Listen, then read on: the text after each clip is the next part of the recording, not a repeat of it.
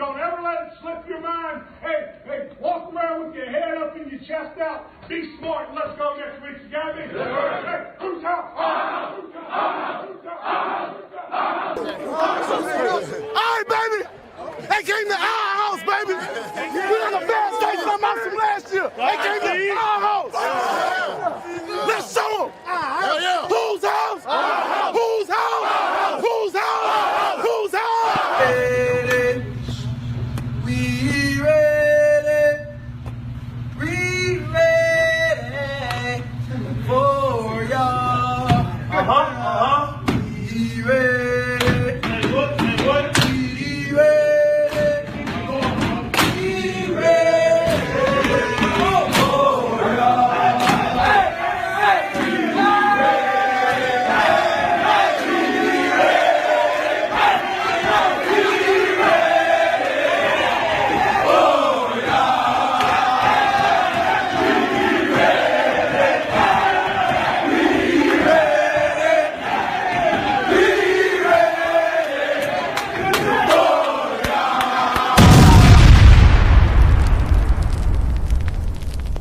The thoughts, views, and opinions expressed by the host of this show are for entertainment purposes only. I repeat, this is not serious, this is not real. I am an untrained professional content creator who is freestyling this show. I do not encourage you to try this at home alone. Enjoy the show.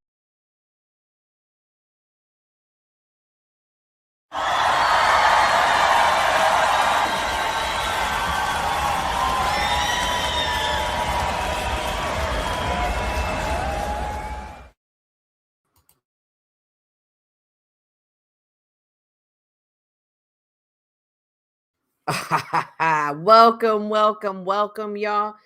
Good evening. How are you doing this wonderful Wednesday evening? It was a beautiful day today in Dallas, Texas. If you're new here, my name is Cynthia. Welcome to the What's Up Cynthia channel. If you're a returning subscriber, viewer, or watcher, oh my gosh, what kind of night is this about to be?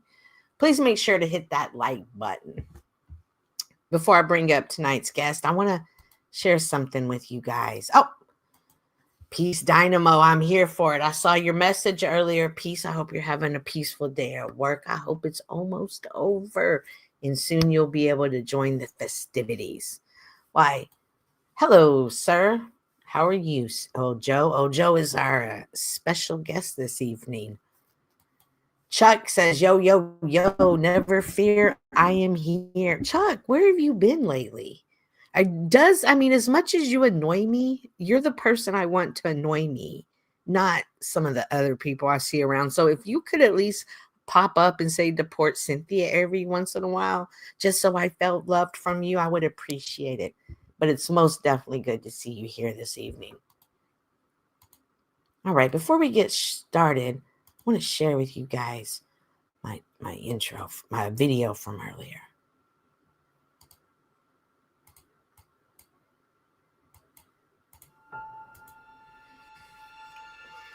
Oh, why have you decided to hate on the panel that you're so Joe?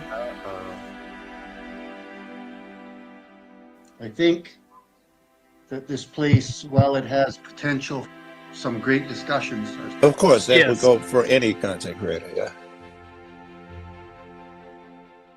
There's enough sickness here and people that are disturbed psychologically, for the most part, more often than not, an unhealthy place to be. I think there's factioning that you guys don't see, and I could be wrong, but... Time out, does that matter? Does that change anything? Because I don't give a fuck. Let me ask you this question, Orthodox guy. Do you think there are certain places where you can't express certain fear of being jumped on by flying monkeys? There are definitely places that you can't go and you can't. Nice try not to date Satan. Paul did heroin one. So you know how I am, bro. Like that's your fucking job. That which we hate. Nothing wrong with saying Like, you all are that insane.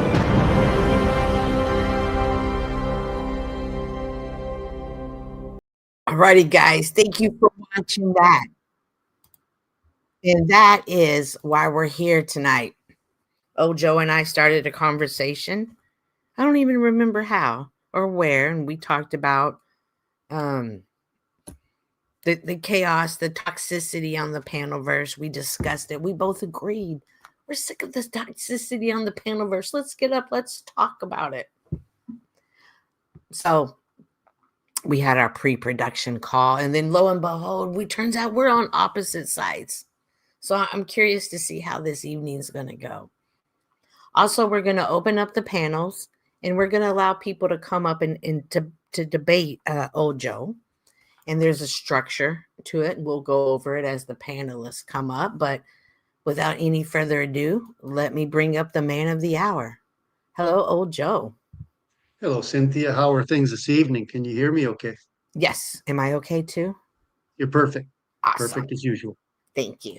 David Wayne, good to see you. I know that what you're going through something. I can sense it, David. I really can. But I want you to know that every time I see the moon and think of you, I'm sending you every ounce of love I can send out to you.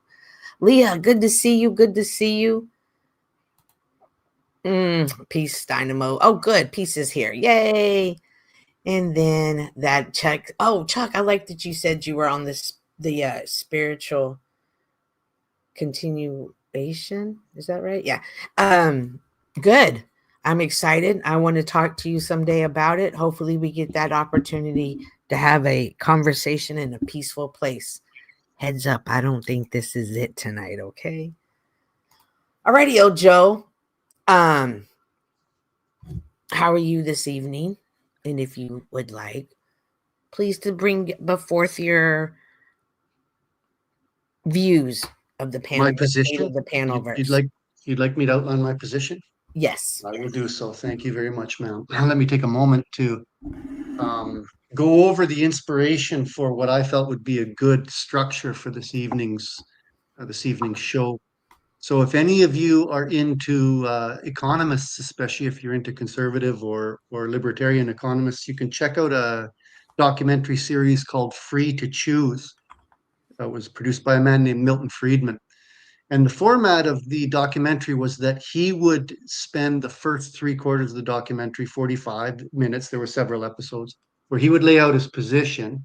Then he would participate in debates with people from the opposite side. And then he would step away and allow them to discuss it amongst one another. So I thought a good format for this evening is that we would have me lay out my position and then bring whoever chose to up. They would have a minute to speak their piece. I get a minute to rebut. We have then 3 minutes of open conversation. Then we move on to the next opponent. Okay. And once that's finished, I don't think it'll go long, judging by the size of the crowd. But once that's finished, then I'll depart, and you can open the panel up to all comers and discuss whether my ideas are out to lunch or whether you see any merit to them. And that's how I thought things should go this evening. I agree. It was I loved it. I like a little bit of structure, but I also want us to be able to engage in a conversation, whether that be a heated conversation or a gentle conversation. I definitely, and I think that we both agree, we don't want cutting down, belittling, degrading, and stay into the topic. I don't personally mind attacks on my position or my actions on the Panelverse. That's fine. Okay. What I think it's important that we stay away from are especially attacks outside the Panelverse, attacks on people's families, attacks on people's kids. And I'm not saying that will happen here, but it does certainly happen in the Panelverse. And I think that's grounds for we're no longer in a healthy conversation at that point. Right.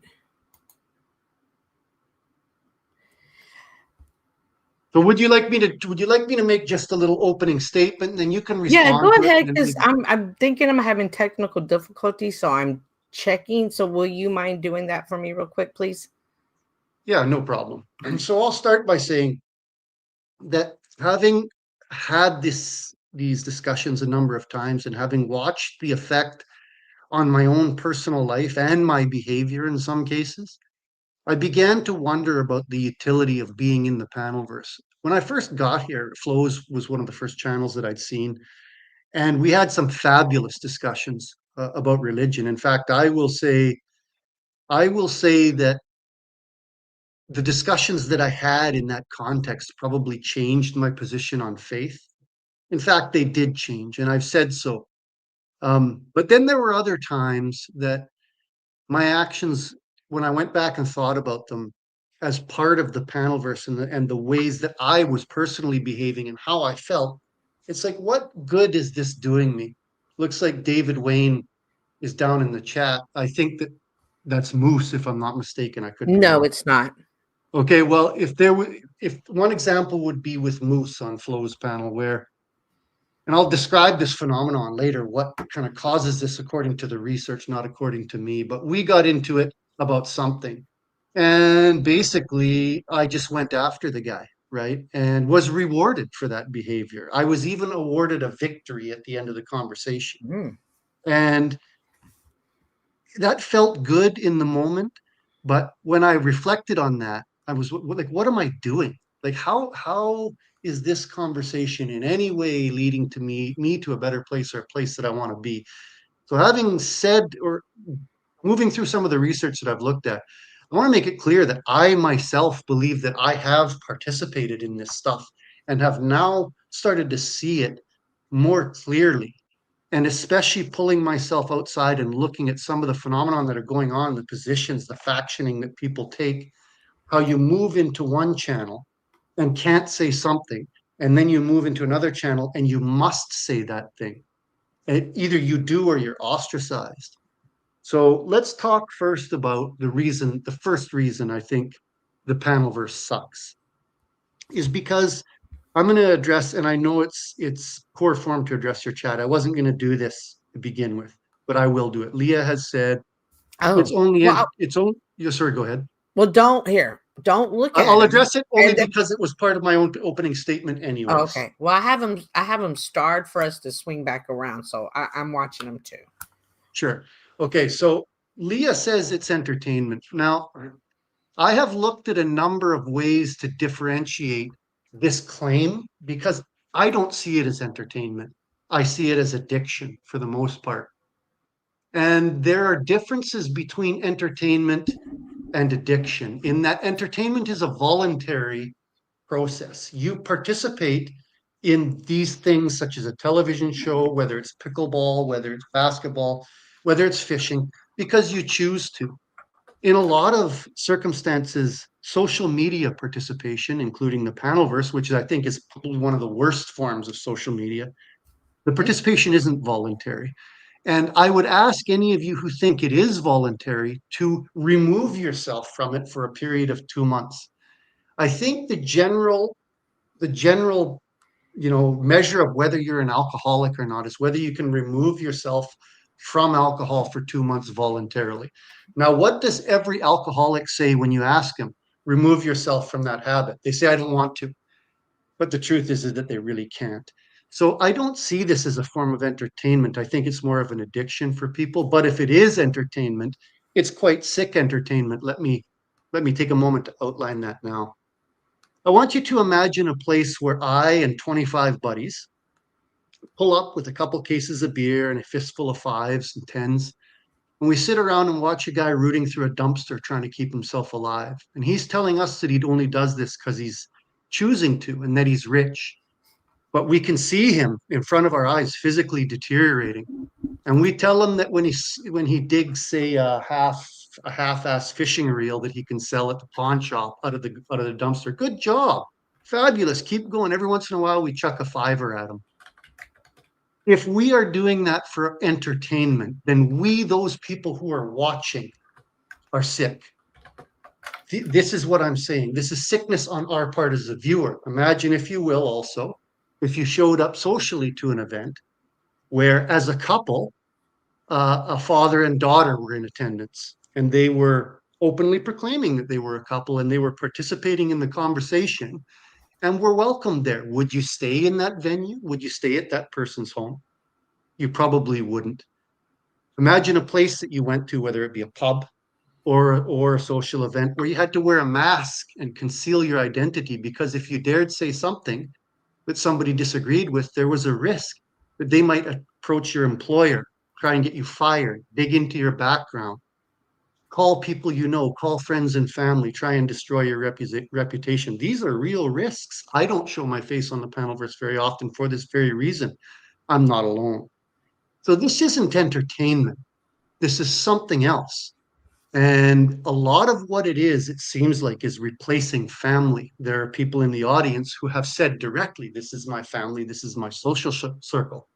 In the research that I've done, any questions first before I move forward, or any questions from the audience that I could quickly address? So I did have a question. When you did say that you saw this place as an addiction or something else, do you see it as a job? Do you see it as instead of going to the bar and drinking, you're coming to the social media here and hanging out with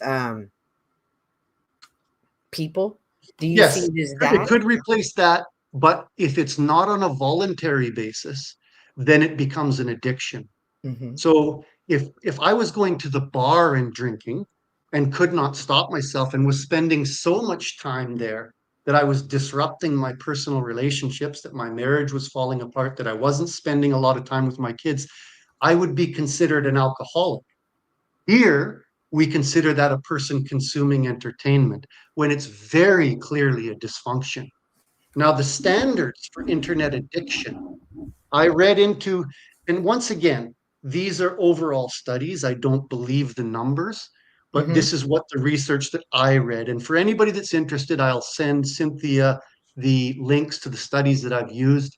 I myself am very dubious of studies, but this is what they had to say anyways. The maximum amount of healthy time that a person should be spending online recreationally is 2 hours a day. If you get over and above that, there are links to sleep disorders, depression. Now, for full-blown internet addiction, for this to be considered full-blown internet addiction, if you say you're spending 5 or more hours a day on the internet, then you are very likely in the grips of an internet addiction, according to these studies. I myself say, if I'm spending more than an hour a day here, which I have done in the past, and I consider what I could do with that hour, rather than being here arguing with people or engaged in this dysfunctional behavior, I am really not being productive with my time, at the very least. Now, when I say the Panelverse sucks, it's because it's different than, say, a lot of other online communities. It's different in that there is factioning, and I've done some research around this, that seems to center around one central individual. You'll have a number of channels. A content creator, for example, will have one channel, and then people will orbit around, we call them orbiters, and they orbit around that content creator. And they, within that, it's called the penumbra. It's that area around the sun that's kind of a shadowy area. Within that area, they will fight one another for status. They'll do so by using whatever criteria that person at the center determines is the criteria should be. Joe Cool and I had this discussion the other day. Right, Joe Cool's here in the chat. Yeah, would you believe that a chat of 50 or 60 people will turn on a dime in opinion based on the creator that they're fans of telling them to?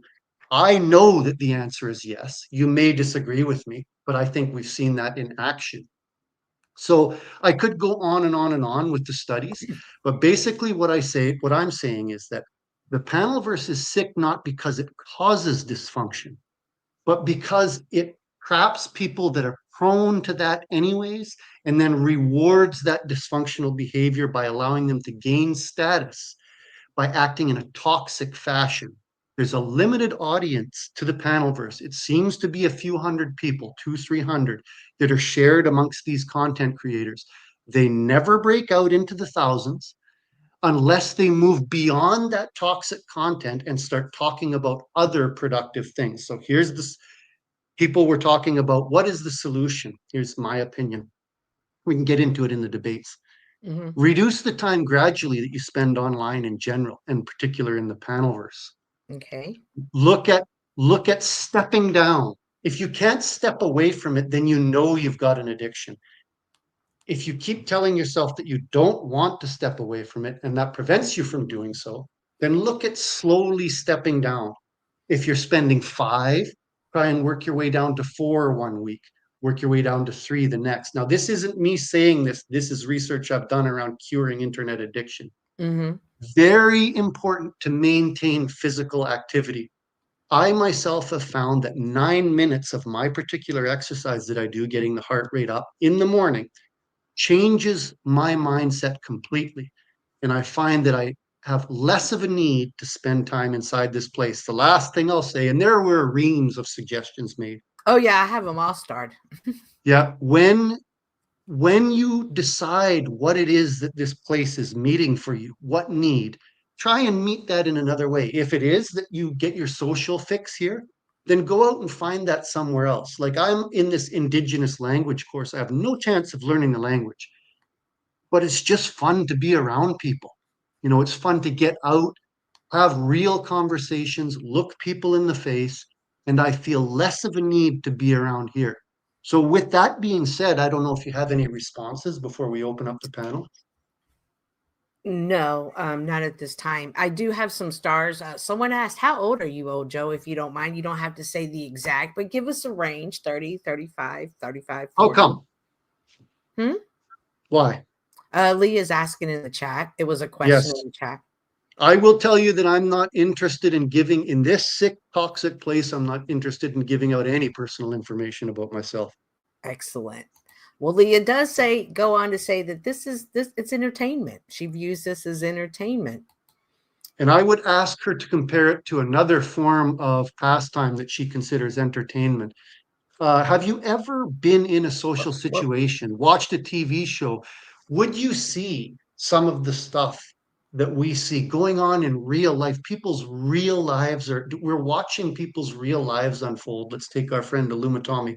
Is watching him melt away in front of our eyes entertainment? Is watching people terrified that they're going to be doxxed by other people in this place entertainment? Is that fun? Is like, for example, I do agree that there's entertainment. Right. That, hello? Are you there? yeah, I'm here. Okay, go ahead. Yeah, I would say I do agree that there is content. And let me be clear about this. There's content here that can be really engaging. Think about the beauty of that. You can have access to people across the globe with varying viewpoints. It used to be that you had to pick up and get on a plane and travel to find these to expand your horizons. So if you have a conversation, let's say on, let's take, we're over at Flows and there's a conversation about the nature of objective reality, which they have. Fabulous. You'll see me maybe participating in that in the future. Some scandal that the debate guy might have whacked off on camera, probably not where you're going to find me. Right. Not high quality content.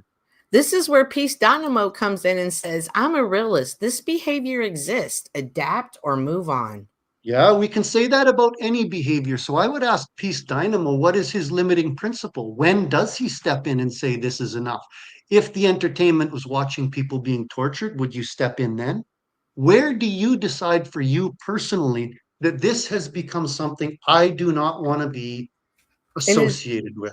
Is this a universal line that all should have, or will individuals have different lines?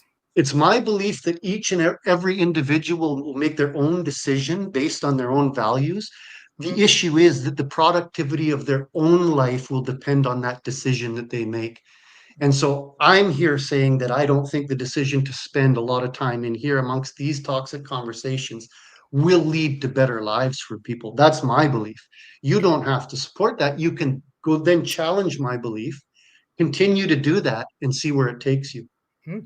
David Wayne's coming in saying, you're dealing with people that grew up on soap operas and family fights in the background. Friction is home to some.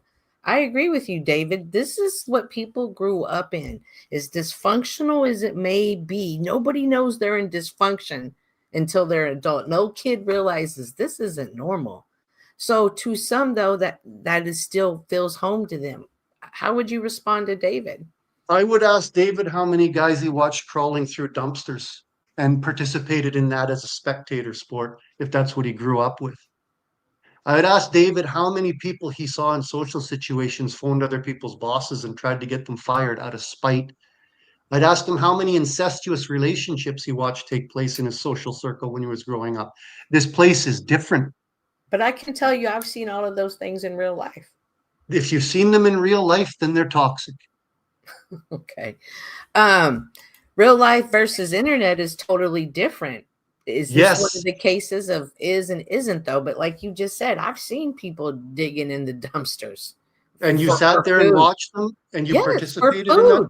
I was Yeah. up taking pictures and I Yeah. got caught up there and they were down there. They were eating and having sex. Then I say, if you watch that for entertainment, Cynthia, and even threw them a $5 or $2 so that they kept doing it, then you were on ground that I would consider immoral.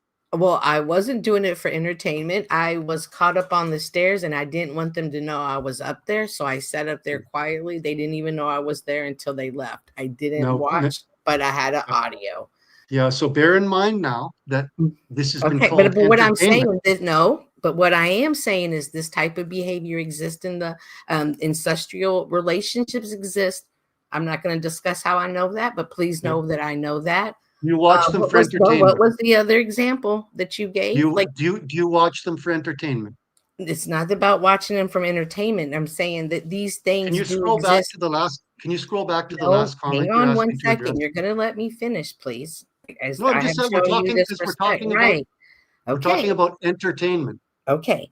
But you're talking about the action as being entertaining, but the action, what I'm stating is the action exists both in real life and in here, Panelverse life. So It's whether it's not entertainment or not, it exists. Now So identifying, hang on, you're identifying it being entertainment because people here are watching like voyeurism. Is this Yes. what I'm understanding? Okay, so This you're is not what I arguing. Hang condemn. on. You're not No, arguing that Cynthia. the stuff exists, right? You're just arguing that we watch it for entertainment here. I'm arguing that the observing and ingesting of this kind of content for entertainment is immoral. And this is what goes on in the Panelverse. That's what makes it sick. The question was about entertainment, not about whether these terrible things happen in society, but whether we watching them or not and considering it entertainment is something that we can support, Have you ever which been at we a, do here. Have you ever been at a stoplight and seen like a crackhead? And then I don't know if you've ever seen crackheads, but like they'll be out there talking to themselves or they'll be dancing or they'll be kind of like stuck in. Have you ever seen that? I've seen it, yes. And so when you pull up in it, are you watching it because you're at a red light and you're like, hey, there's nothing else to watch? This, I'm the first. I've been on the street 1,000 times. That's an interesting sight to see. Are you watching it for entertainment? And is that a negative thing in that Did moment? Did you see the shift you just made? Okay, but I'm asking, are you okay? Are you watching it for entertainment?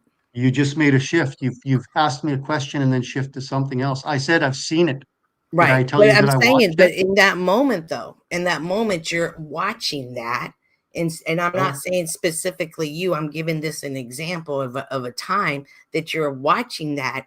Are you then participating in what you're describing here today? That's what No, I I'm don't, because I don't watch it. I see it as I'm driving by as a part of the environment, and I'll tell you exactly how I see that. And I'd Mhm. ask you how you see it. What Right. would you do if you saw your little 5-year-old in the back actually watching that? What would you say? Well, I thought we weren't going to bring family into this, Joe. No, you don't have a 5-year-old. That's why I'm not bringing it into it. Right. What would This I is a say generic, about this is what? a generic, this is a Okay. generic child. Would you, and you saw your child gawking at that person in that misfortune, what would you say? But what would I say? I would ask Yeah. them, what are they looking at? What are they thinking about? And we would discuss it. And how would you handle that discussion? Authentically. Yeah. What would you say about that behavior of gawking at somebody who is in misfortune? How would you address that with your 5-year-old? the behavior of gawking at that, because that wasn't what we were doing. We had the behavior of observing and discussing things that are going on in our environment. So I wouldn't call it gawking, but what I would say is, like, sometimes there are people that need your prayers. I would use it as an opportunity to just say it like that. And if that young child was able to communicate to you, or let's put them at 10 years old, were to communicate you that they saw that as entertainment, what would you say then? I would ask them what was funny about that. And I would be curious of what they thought was entertaining about that. David Wayne goes on, hang on, because this isn't, David Wayne goes on to says, it's not a dysfunction for those who are not here to participate in the fighting. I enjoy behavioral awareness. I love analyzing people. Apologies if that's offensive. Do you think that some people can hear, and maybe observing isn't observing for entertainment, but perhaps analyzing people and seeing the study of human behavior? Yeah, I can give you an example of that. So hang on. Foes down there. I'm sorry. I had all my eyes on the private streams. My apologies, y'all. My apologies. Imperious, there's no way you're making it up here tonight. Who is this Imperious guy? I don't mind talking to him. Nobody that's coming up here tonight. I can tell you that, Joe. David, so what do you say? Analyzing people. What do you think about that? There is a situation that I was involved in, a legal situation, where I had to get into a dispute with a trial lawyer, a personal dispute. Mm-hmm. And had I not been involved in some of this dysfunction in the Panelverse, I would have been ill-equipped to have this confrontation with this man. And there was a lot of money on the line. Mm-hmm. But since it was after I had been in a number and observed this behavior that takes place in here, I was able to handle that conversation with ease. The man was amateur hour compared to some of the stuff that goes on here. So this is the way I look at it. Mm-hmm. There are some cases, I was going to send you a video. There in the Iraq War, there was a tank commander that had from the US that had a picture of Erwin Rommel in his tank. They captured some Iraqis. And the Iraqi said, "Why do you have a picture of your former enemy in your tank?"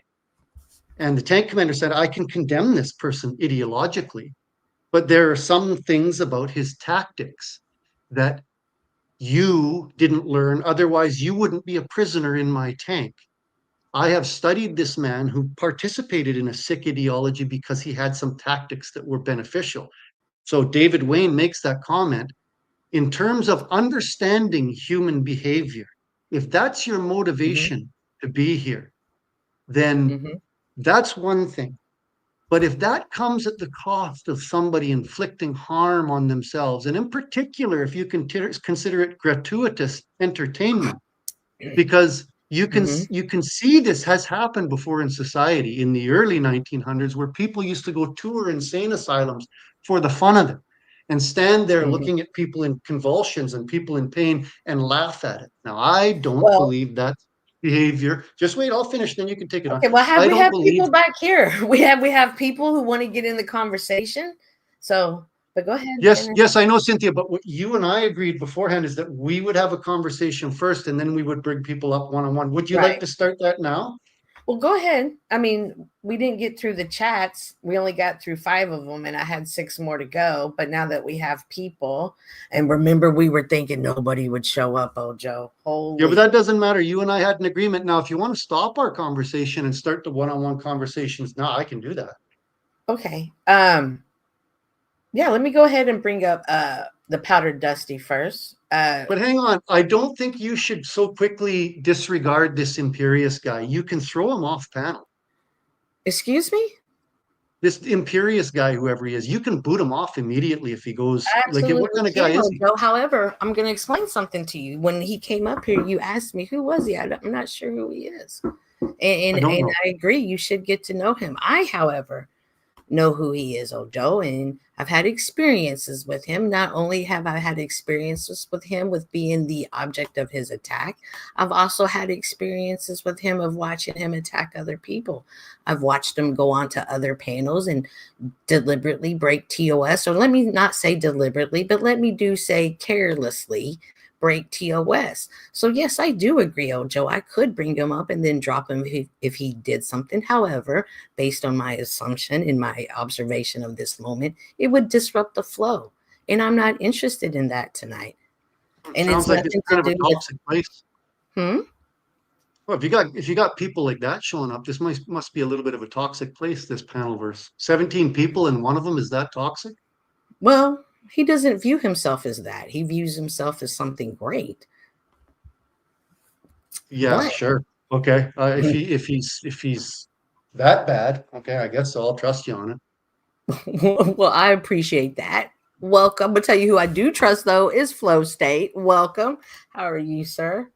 I'm doing good. How are you? Thank you for having me Yeah, up. I was getting, you know how I get. I know. After this, we also have another Hank, and then we have two more people back there. So the way Old Joe's wanting to do it, he's wanting to have a minute of conversation stating his opinion, a minute you stating your opinion, and then 3 minutes of back and forth. How does that sound to you? I mean, we can do. I'm not running the shit here, but I think he just had like 20 minutes of his point, and I think that Joe and I have discussed enough that we can have a discussion. It's up to you guys. Other way around. And Dusty, you'll get more than enough time to discuss yours. You'll get after this is done, then you'll get free reign. But it was Dusty first, then me, then the 3 minutes. And then afterwards, I think you're going to leave the panel open for open discussion, aren't you? Correct. Okay, so there'll be plenty of opportunity for that. Yes. So Okay, so who goes first? Dusty. You. Okay. So what I just heard is you basically projecting. You should be talking to yourself and addressing your own issues, not projecting what you observe onto everybody else. You're participating in exactly the thing that you're criticizing while taking absolutely 0% of the blame, but pointing the finger at everybody else. Also, the fact that you learned about toxic behavior here is only indicates that this is open to literally anybody in the world. Everybody can see you. Everybody can come here. It didn't create the toxicity. It's not responsible for the toxicity. And the fact that you were apparently sheltered before coming here and didn't realize how toxic people were, it has nothing to do with the Panelverse. But ultimately, at the end, really, my main point is, can you say that the Panelverse is toxic? I suppose you could if you're willing to say that people are toxic, because the Panelverse is just people. So if you're willing to throw people away in an attempt to elevate yourself out of the muck that you feel guilty for engaging in, go ahead. But it's hypocritical and it's self-deception at its finest. Okay, I yield my time. Dusty, what if I'm guilty? What if I'm guilty of everything you say? So what? Oh. Doesn't it negate your point? Why? So you concede then? Do you concede that that the Panelverse is just a reflection of humanity? It's no more toxic than humans at large. No, I don't concede that. I'm specifically asking you why, if I were to full-fledgedly participate in it, how that negates anything I've said. Well, it undermines the strength of your position. You can still say whatever you want to say, and it may very well be correct, but your perspective on it holds less relevance because you're seeming to accuse people of something that you yourself are guilty of, right? It's hypocrisy. Why? How? You're condemning people for engaging in something that's toxic that you yourself engage in. I haven't excused myself from it. Okay. So why are you, what's your suggestion that we do you have a suggestion, or you're just observing? Is this just an observation detached from prescription? Excellent. This is a good question. This is my suggestion. As I've stepped back from the Panelverse, as you all have noticed, this isn't a hollow threat. I'm not here near as much as I used to be. I have felt. But you're still around just as much as you used to be in other places. You've always been kind of a scarce person. No, that's not true. I used to be at your stream. Yeah, I used to be at your stream every time you stream. I sat on your stream for 24 hours. I sat on your stream for 24 hours one time. And that's you have been at my stream less. I just assume that you're at other places more. The place I probably visit the most regular, I usually check out Rob Noor's morning stream for an hour. I've tried to limit, I've used the 2-hour example when I'm participating in stuff. I still am sub to some channels. If stuff pops up that's interesting to me, then I'll go there.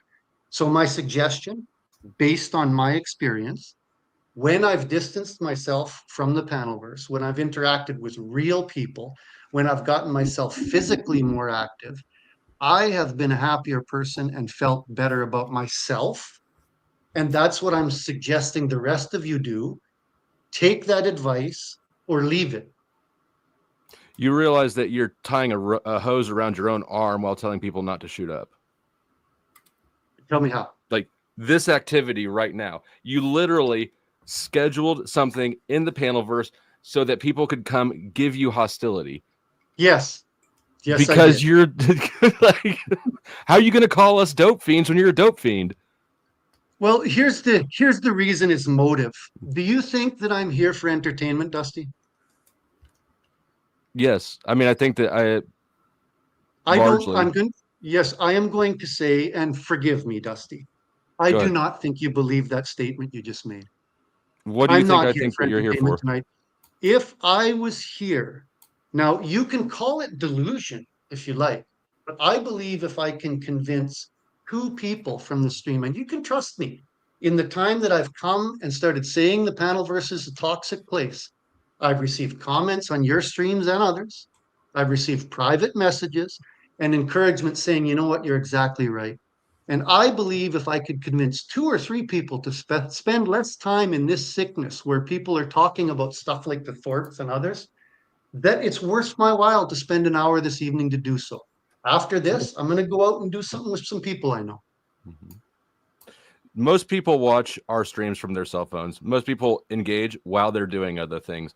I myself, of course, this is my job, which I enjoy much more than any other job I've ever had. I will admit I am in worse shape now for it, though. Most people are not having this absorb their lives or disrupt it. Most people have this as a supplement to the things that they're doing. I can look at my stats and show that people watch this from their cell phones. I would say this. If that's what you feel, you have a right to say that. I just don't agree, especially in the panelverse. I think that the statement that the person made was absolutely prescient. The internet is different. Okay, the interactions that are going on, particularly in the panelverse, are not going on in broader society, but they are starting to. Give me an example. Like, what do you mean by that? I mean, like telling somebody to shut the fuck up that you hardly know. If you did that in a pub, or if you did that in a social circumstance, there would be consequences socially. This happens regularly here. Mm-hmm. That's just one example. But I'll tell you what. Let's let the next person up, and then we'll bring you back around for another one-on-one. Can we do that? I mean, I'm streaming right now on my end, so I don't know that I'm going to sit and back and wait. One last thing, I guess, before we move on to the next. Yeah. Do you agree that this is a hypocritical action that you're taking right now to project what you view as a problem in your life onto the people around you, and that you're doing this to make yourself feel better? You're like martyring yourself in an attempt to soothe your guilt. I think, and I will say this, I think martyring yourself is what I've seen you do with Sarah recently. That's what I think. That's real martyring. However, no, it's not. That's really opportunistic. Have you looked at my number? Well, you may say that, but that's your opinion. Here's what I've always believed. I believe we all have to start on faith. You've seen me say this in debates. So now this is my opinion that I'm expressing. Is it possible that I'm projecting this and that I'm all wrong about everything I've said about the panelverse? That is for the individual audience to decide. This is what I did learn from Rob Knorr. I asked your opinion. A debate is not between me and Dusty. This debate is for the audience. My opinion is that I'm not mistaken. I'm hoping somebody out there says, you know what, fuck, I can't go into Dusty's chat and disagree with him. Otherwise, all of his flying monkeys are going to jump all over me. They absolutely can come to my chat and disagree with me. What are you talking about? Not as much as you may think, Dusty. Okay. I'll just grant that. Probably I observe it as more open than it really is. There are definitely limits, right? There are some things that people can't come and confront me on. Typically things that are stated for no reason other than to antagonize, right? However, you sidestepped what I asked you, which is, do you agree that this is you projecting to soothe your own whatever it is, sense of guilt for your guilty pleasure? My answer is no, but if I grant it was, what difference does it make? I'm just curious if we're talking to somebody who's lying to himself and whether we should believe then that he's not lying to us. So you're saying that if I were lying to myself, you're asking that question would get me to admit it right here, right now? No, I think that just by going through the actions of me asking it and you deflecting it, that we can suss out and answer ourselves there. Would you call that well poisoning? You just spent 20 minutes poisoning the fucking well. No, I would call that a rebuttal. No, what I did was cited some studies and then gave my opinion. You're basically asking me if I believe myself, right? Yes. The answer is yes, I do. Okay, so you believe that. All right. Oh, Right? no, I was going to say you have a comment, Flo. Someone says, I don't agree. I was called a bot by Dusty simply for who I chose to view. So I don't know. Okay. Yeah. Who was is that it? you were just like the flying monkeys? Was Mary. that an example of the flying monkeys, Ojo? Or what This is you a flying monkey. No, this and- is and a that's you fine. see. This is the position you come from because Hold he on. doesn't agree. Marin, I didn't block you. I may have disagreed with you. I don't recall saying that. I don't recall you at all. Are you blocked from my chat? No, you're not. Can I prove it? If you want me to share screen, sure I can.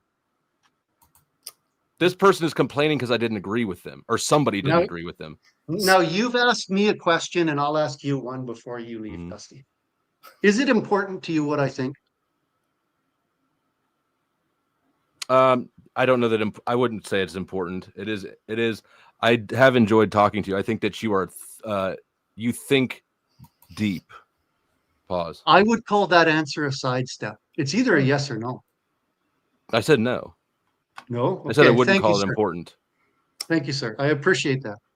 All righty. Thank you, Flo. The Yep. panel will be back open in a minute. Who next? The next up is Chuck. Chuck in Tennessee. Welcome, Chuck.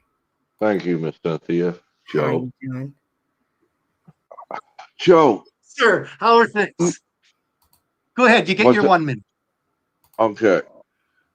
Why is it when I told you something from my perspective and I was being truthful and honest, you're out here running around and you're using that as a baseline for everybody on the internet, using the internet for their social interactions. When I explained to you in detail, but yet you want to use it as a club. Because I remember when I first met you and you was at Gen X Jeff and you were drinking heavily and you kept threatening, I'm going to leave. I'm going to leave. You'd leave, you'd sober up, you come back, you'd apologize. You finally did leave. But what I'm seeing is you're running around and you're buttering channel host up in order to get a foothold into their show. And when you get pushback, you don't like it. And you did the same thing on Flows. You threaten to leave, you'd leave, you come back. You threaten to Are you leave, keeping track you of the come. time, Cynthia? Yes. Oh, now we're worried about time. Okay. I probably used a minute already. Yeah, you did. Okay. You're right I at it. yield my time. Chuck, I heard you called yourself an outlier in Wait. the fact that yeah. Go ahead. Go ahead. No, I Chuck. don't need my minute. I yield it. Okay. Chuck, I heard you He called yourself put an it on to outlier. the 3. Yeah. Okay. Yes, sir. I heard you called yourself an outlier in terms of the majority of your social interaction being online, that most people don't do that. Can you prove that? No, I can't. Then But I why do you explain- make that statement? Because you run around here and use it as a huge fact. It even though sometimes you slip up and you use my name, other times you try to be general about it, but you're making a dig at me. I don't know why. You I don't called know it if you called yourself an outlier, Chuck. Yes, you I do that? did. Are you an Yes. outlier? I think so. You think Not- so, but you don't know you are. Not everybody is Right. tied down like I am. That's And not I what I asked. explained that. Do you spend more than 7 hours a day in the Panelverse? Is that including being on panel or listening to a panel? I'm just asking. It's what it is Well- recreational screen time. Would you say you spend more than 7 hours a day? And would you say the For- majority of your social interactions take place in here? Yes, Would you say that there are many other people just like you? I don't know. But you did know. You said you were an outlier. Oh my God. Normal people are able to get in their car, go out about in the community without any thought of having to come back to where they started from. That's not So what I you- asked. We're talking about the Panelverse. Do you think there are lots of people like you who spend hours and hours a day in here and have You're one replaced of their them. social You're- structure? You're one of them, Joe. Okay, sure. Are there lots of other people like us? I'm going to say yes. Okay, so then you're not an outlier. Well, at the time I considered myself an outlier Who you now? because I don't know. I don't know who's trapped in their situation. So the point is the statement that I made that I feel and the research shows, and I'll give Cynthia the studies that there are a lot of Don't people. give me that. Just give me yours. Well, what is mine? Do you want me to pull something out of my ass? I know that's what you do, Chuck. I like to look up information before I cite it. I don't say You things like- like I'm an outlier when you have no clue whether you Do- are or not. Do you not think your opinion might have some validation for How yourself do you as form your opinion? What do you use to form your Jojo, we're opinion? not gonna overtalk. He wasn't finished talking.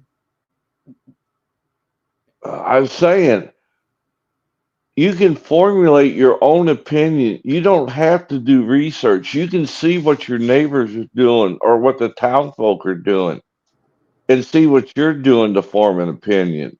I don't need studies and stats and all that. I mean, you seem, like I said, you seem to begrudge me because I made that statement. And I know you got mad at me because we called you out for being a ball washer. That's why you're mad at me. That's why you're mad at. Keep Can I the finish? topic about what we're talking about.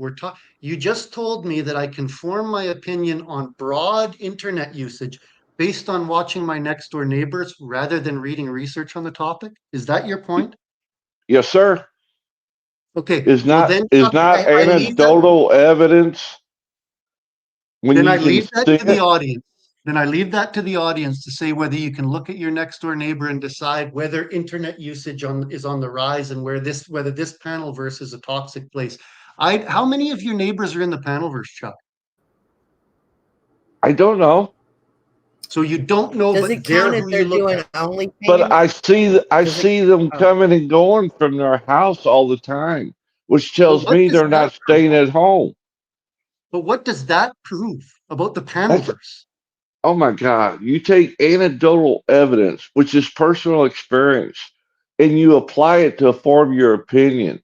You can go out and make up any study, twist the data, twist the facts to make it fit your narrative because you're uncomfortable with who you are as a human being. I just want to make sure I understand your position here.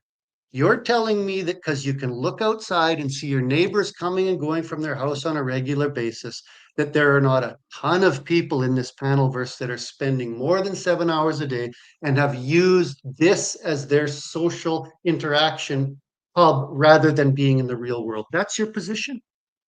I am not these people. How am I supposed to know what they're thinking and what they're doing other than Talking for opening them, my eyes and making a subjective observation? which is exactly what it is. Thank you, sir. I'm sure we've hit 3 minutes now. Yes, y'all definitely have. Hank, I'm gonna put you back. The panel will Yes, open ma'am. Yes, after the ma'am. next guest. Next, we have Hank coming in. Hank, he had a comment to read. I did read it earlier to Joe, but if you'd like to address it now, Hank, welcome. Oh my gosh, I think he went away. Well, how are you feeling right now with the Joe? I'm back. Okay. I'm back. Okay. So, Yep. yes, I'm the ghost of Panelverse Future. Oh, Joe, if you don't learn to hit that red X like me, you'll be stuck running at the Panelverse like I'm Bad Apple Media complaining about how everyone's doing everything the wrong way about having a tether because you couldn't go back to your life. You got stuck with toxic people. If you don't learn to hit that red X, you'll be stuck in a cage. You'll be stuck in a cage if you don't learn how to control yourself. You hear complain about everyone else telling everyone how you should run the thing right. You could host your own panels yourself and do it the way you want it, but instead you're trying to control other people. Learn your place. Learn how to get control of your own life. Thank you, Hank. Oh, Joe? Hank, I agree with some of what you just said. Learn to hit the red X more. Excellent advice. I also think that starting a person's own panel is excellent advice. Going on the Panelverse and saying, okay, I am going to run a panel as I see fit, and then see if the audience approves of it. And if the viewership rises, then you can say that your methods are successful. This is capitalism. I approve of it.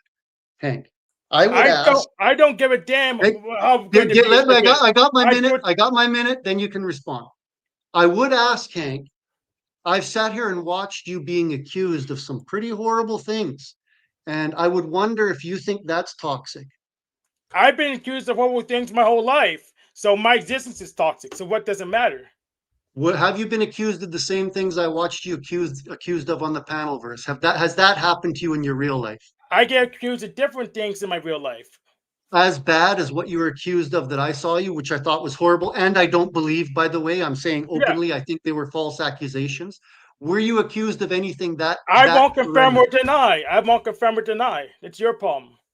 So you're going to say that that kind of interaction occurs with you in everyday life, not just in listen, Joe. I won't confirm or deny. Then I would say, sir, that you're not participating in the conversation in good faith.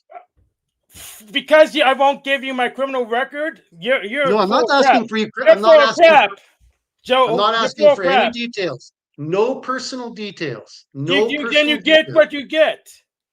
I'm asking you if you have had people that have been that toxic. I gave you my answer. You take it or leave it. Go to your next point. Thank you. That is my point. I think we all can see. I think we all can see by your behavior how you feel about the question itself. And I'm not saying leave the answer, Joe. No. Leave it. Yeah. I think it's rare to see you. Well, it's rare to see you get this the discussion we had earlier, where we discussed that people come up here and protect their identity as much as I can. I wouldn't answer that type of question either. Hang on, Cynthia. I was very generic about the question. I gave you my response. I didn't ask any specifics. Right. I said that level of attack and toxicity. Listen closely, Joe. Reserved. I will not confirm or deny. Thank you, sir. Awesome. Did you have another issue you wanted to question you wanted to ask Kim, Hank? You had a specific scenario you wanted me to comment on, and I've forgotten what it is. I'm skipping it now. I don't think you have the knowledge to make any reasonable commentary about it. Well, thank you, sir. I think we've hit our 3 minutes anyways. Mm-hmm. Thank you, Hank. That's it. We have some questions. So the panel is now open for other people to come up. There's no more debates, but I do have some lot of starred questions, comments. Sorry. I am going to drop down so the panel can discuss without me. So take and we had discussed that beforehand, right? We had agreed on that. We did. So now give me the last few questions. I'll address them, and then the panel can take it as it sees fit. So David Wayne comes in and he says, we have add value to some, but weight to others. It's part of the jigsaw formula. And I do agree with that. What I would agree with it. Yeah. I think that's a good statement. Nothing screams, hey Yolanda, nothing screams pretentious more than criticizing behavior you haven't mastered yourself. A hard lesson to learn. Then I guess none of us can ever criticize anybody because none of us ever master any behavior. There's no such thing. I don't know if I would agree with nobody's mastered. don't know if nobody's mastered, but yes. What does it look like to master a behavior?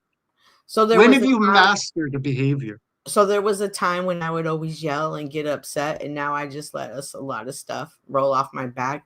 But it was that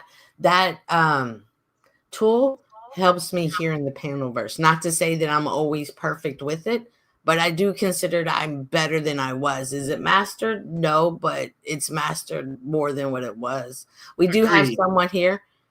Oh, Joe. I mean, Joe Cool. What's up? All right. Hello, sir. What's going Oh. on, Joe? Peace, Dynamo. I'm glad to see you here. Peace, Dynamo says, I support you spending less time online, Ojo. You can do it. I can, sir. Thank you for the encouragement. So Amanda comes up and says, a little bit behind, Ojo, but do you watch movies, TVs, read fiction? It's so bad here. Click the X. People need to take responsibility for themselves. Stop policing others. And I do wonder if you are crossing the line or at the very tip of the line of policing others. Yeah, and just let me make a statement to that, and then I'd like Joe Cool to make. Of all the people, I wanted to talk to Joe Cool the most because I think he's one of the most level-headed guys out here. I gotta apologize. I haven't been listening. I've been working, so I saw the 2 minutes when I said hello, and I haven't been listening. I'm so sorry. I'm sure it's been good. Okay, so I will say this. In that comment, there was policing and advice towards me, and that seemed to be fine. So that person can give me advice, and I can't give any out. And I would also ask, where is their limiting principle? At what point would they see this place as toxic, or would it ever be toxic to them? What type of behavior would they need to see to say, I'm stepping away from this? All right, Joe, the format is that we give a minute to you, a minute to me, 3 minutes open, and then we're going to open the panel for discussion. Does that sound good to you? Wait, first of all, yes, I get to rock and roll. I had no fucking idea. I'm down. Secondly, you can't give me the first minute because I don't even know what we're doing. Okay, well, let me talk about what the position, since you weren't here to begin with. And a lot of it came from the conversation that we had the other night. Was it Unorthodox Guys? Good. Yeah.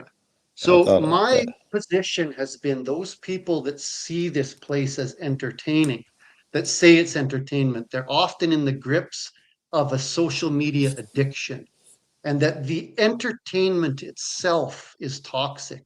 So the behaviors of attacking people and stuff, this we know is going on, and we would all accept as toxic. But if so far, I couldn't argue with anything you said so far. Yeah, if we use the example of, say, people watching Illumitomy going through dumpsters and using that and saying, I enjoy this is entertainment, that to me, I would criticize that as toxic. The main criticism of me has been, you're here, you're participating in it. This makes you a hypocrite. If you stay here, you don't have the right to criticize it. That's kind of the summing up of the discussion so far. Okay. Okay. Well, I like it. You say it's toxic. If you don't like it, leave. Pretty much. Yes. Yeah, that's it. All right. So a couple questions, if that's cool. Or we can do back and forth. It ain't got to be 60 seconds. Let motherfuckers ask questions. Time. Yeah, 1 minute. Are you claiming that this is exclusive to the Panelverse? Meaning, like, what if you did, just didn't do panels and just did internet, period? What if you do TV, movies? Does it apply to them, or is it strictly a Panelverse thing? Yeah, see, this is the reason why you come up here with these questions. Perfect. I'm claiming that any toxic trait that you find in the Panelverse, you could find outside of the Panelverse. I'm claiming that it's normalized within the Panelverse and accepted where it isn't in others. I'm also claiming that in terms of comparing it to television shows or books, the Panelverse, the gifting algorithm, the suggestion, this is algorithmically driven and will pick up on your behavior patterns, and it might incentivize you to continue the worst patterns in your behavior and give you an outlet for that, which in the end leads to a poor environment. I'll give you that. And we're going to have to do degrees here because all those things also apply to the other things we mentioned. But I get that this is sped up with the algorithm. And we could argue that the others are sped up in their ways too. I'm sure that some shitty movie I hate, who is that? Tyler Perry. I'm sure his shit is pushed more algorithmically speaking. That's how his shit's pushed more. Whatever crap you got out there that's toxic, they found a way to push it. If not an algorithm, they have an equal way of doing it in the other genres. That's right. You could have toxic material that people somehow like to buy, and that incentivizes it. That they sell more of that shit, so they make more of it. So they add more, advertise it more, they push it harder, and that's not counting if, and I believe they have an agenda to push sick, toxic shit on us. Then that would give them more reason to push that nonsense. So we're in agreement with all of that shit. This place is toxic, not gonna lie. Next thing I want to ask before I comment on the toxicity again. Hold on, getting a text. What? Metalhead, yo. Okay, somebody's all right. Somebody's okay.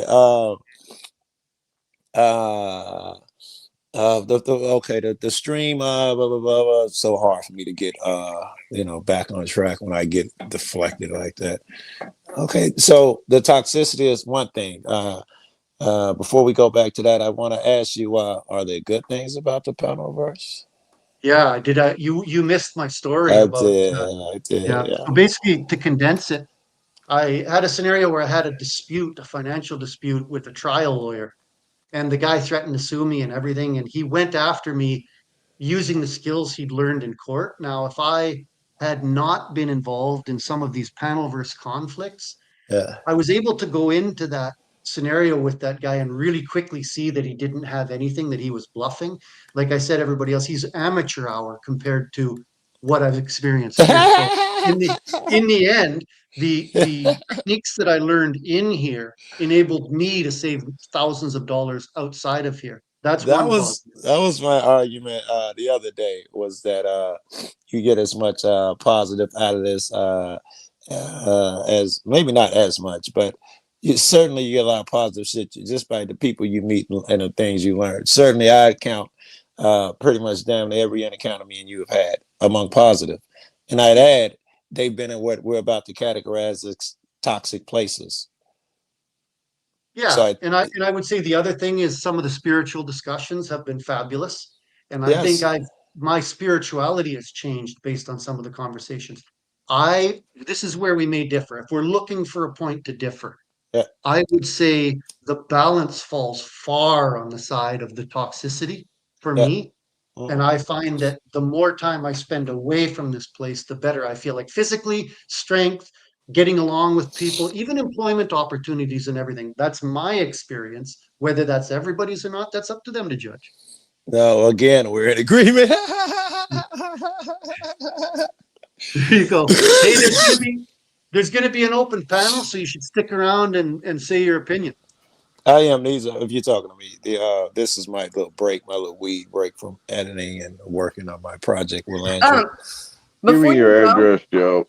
Before you go, there are a couple of comments I did tell people that I would star for them. The first one is, if your parents smoke and they tell you not to make the same mistake that they did, and why is that bad? Are you going to call them a hypocrite and light a cigarette? Yeah, of course you are. That's what kids do. We're ignorant. I'm still a kid. I would argue that's not what I'm doing. But if you were in that scenario, what path would you take? And I don't consider myself anybody's parent anyways. I saw somebody say, this guy isn't older than me. I'm not. Listen to what I'm saying. If it makes sense to you, try applying it. If not, then ignore it and move on. But you want to make a stand on the hill. No, I'm not making any stand. I'm saying this is my opinion. Are. Yes, you are, Joe. You've been doing that.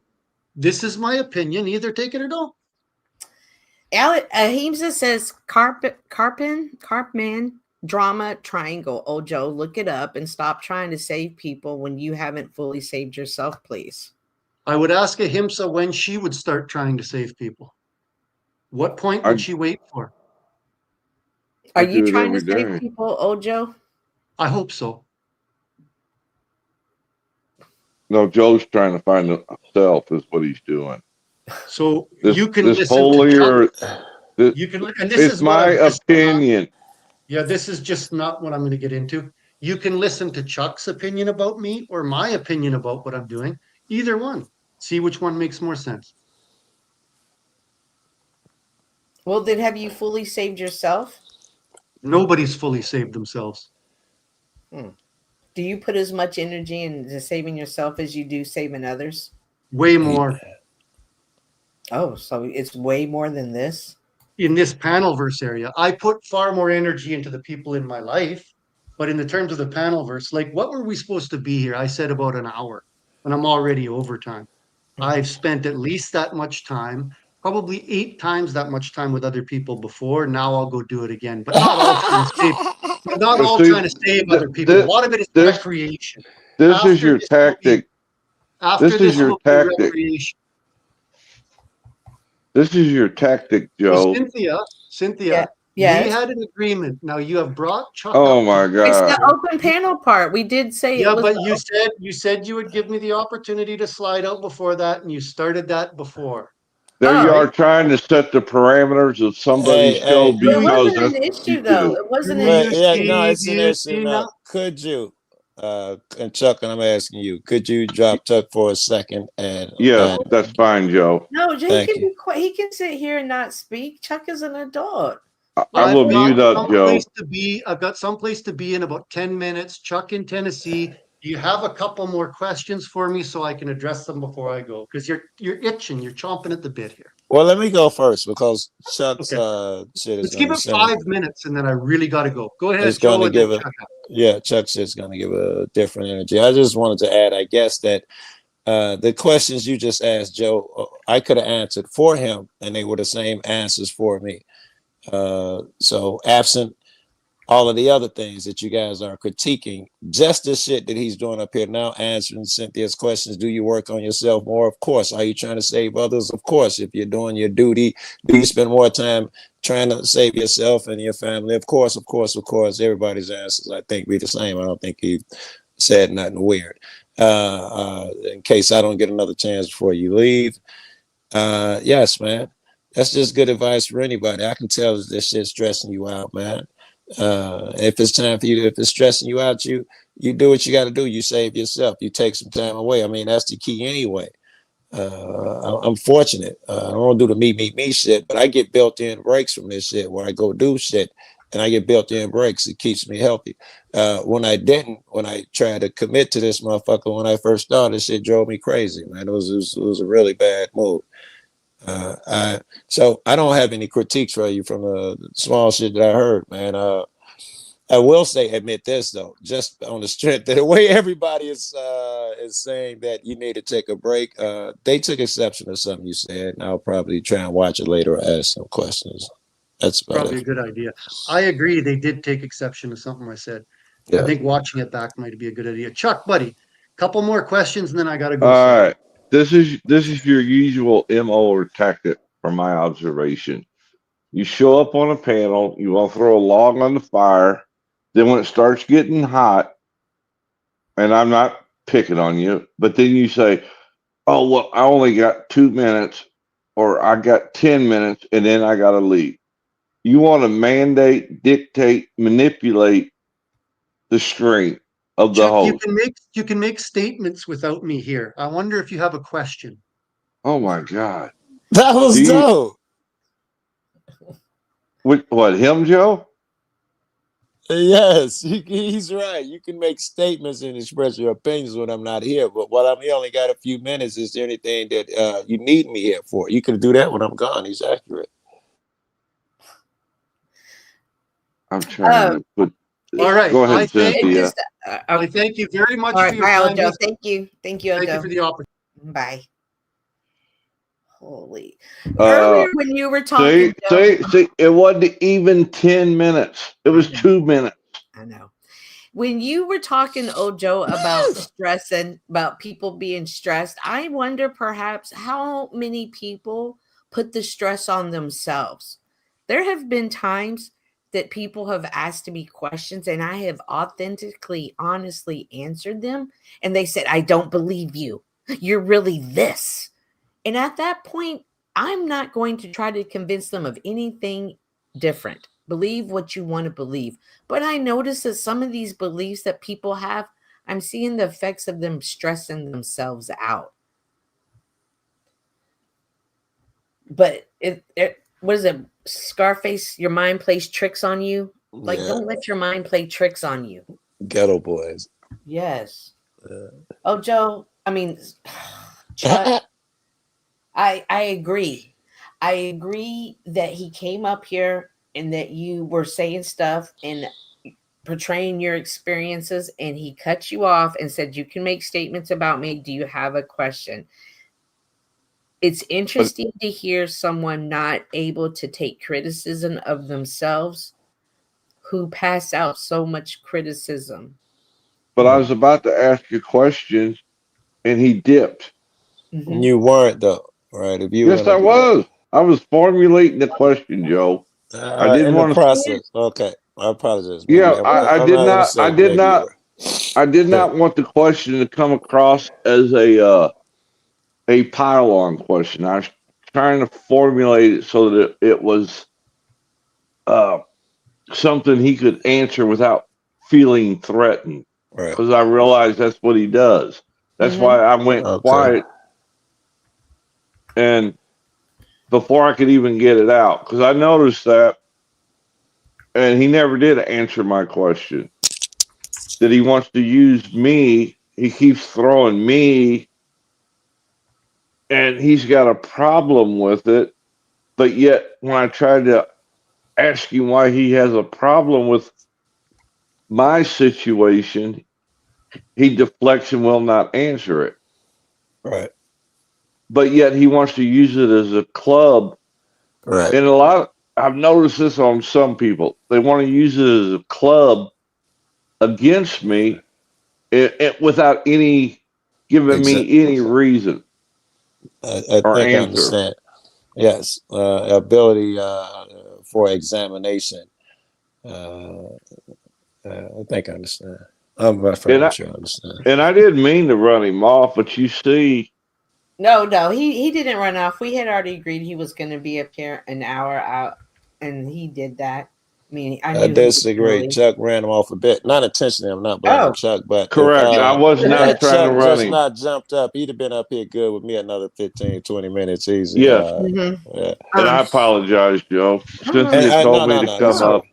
That's great. No. And Chuck, I didn't mean to say that you weren't trying to formulate a question. What I was trying to say is that the way you did it when you come in, and the first thing you say, "This is Cope," and you gave a couple accusations. That's what I was saying. I was trying to give an observation. That's why I backed up and was trying to regroup so it didn't come across this dogpiling.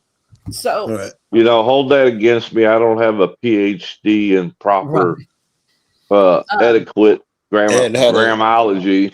Yeah, well, that's. I'm glad you bring that up, Chuck, because that was something I was noticing when you're watching y'all have a conversation or a debate. I'm not really sure what this is at this moment. However, he was saying, "Are you not an outlier?" If somebody asked me that, I would literally have to look it up. I don't come from a place that we use these type of words. We simply don't. The fringe of society is what outlier is.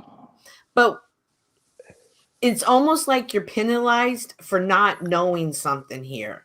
And if you're earnestly trying to learn something, or hey, hang on, let me catch up with you, it's almost like people even stomp on you harder at that moment, and it's disingenuous. In that life period, that's the way it's always been. Absolutely. Even before internet, if you ask a motherfucker, show that you don't know something, what's that mean? Someone's gonna make fun of you. Some insecure fuck's gonna make fun of you. I expected to have it on the internet too.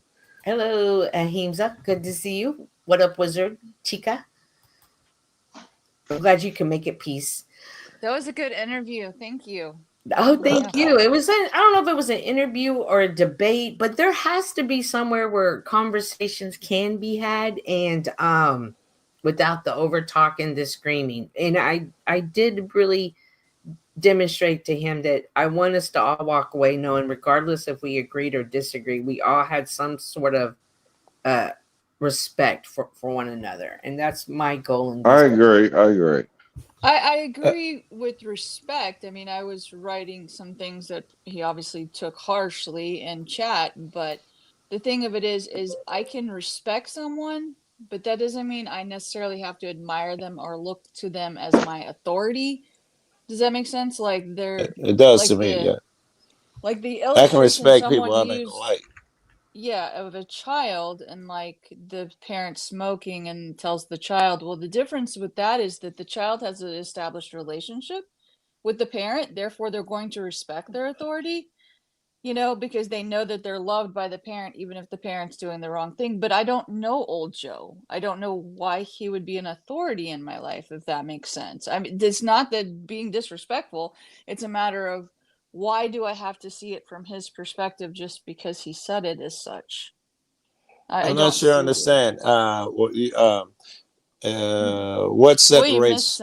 you missed some of the stuff. He was talking about how people needed to be away from the panelverse. It's too unhealthy. It's toxic. And he also shared that I've never done this. I've was on one channel for 24 hours, which I don't understand. I think that probably is very toxic for anybody to do anything to any that excess seems a little bit over the top, but I don't battle that kind of thing. I don't The understand other it.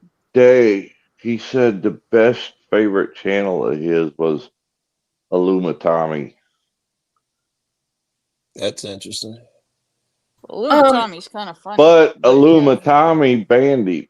Right. Well, he bans But everybody. yet he continued to lurk. I don't know what the word is. Wow, he must have really enjoyed that show then. Oh, Tommy Channel gone now, yeah. Mm-hmm. Yeah. But he goes to DJM in hopes of catching Tom. About him. What I was trying to ask was that you was like, what makes him think he's an authority? I was going to ask. It looked like he was just making statements and shit and giving the motherfuckers advice. When did it transfer to authority? Because I'm not doubting you. I'm wondering when did it? It was the way that he was talking. It was like we were children, and he's Alright, got that's all what I the figured. solutions I and all figured, the okay. answers, and now he's found the answers and has started getting healthy. Therefore, we all need to do the same thing. And I'm not wired that way because I've started getting healthy this year. I go to the gym like 3 to 5 days a week, and I'm Damn there up, for like nigga. an hour, and I walk the dog for like 40 minutes a day. So I do a lot of healthy things, and it does change the brain chemistry. But just because I found the solution for my life doesn't mean that Right. I'm gonna sit here and say y'all need to get off the panelverse.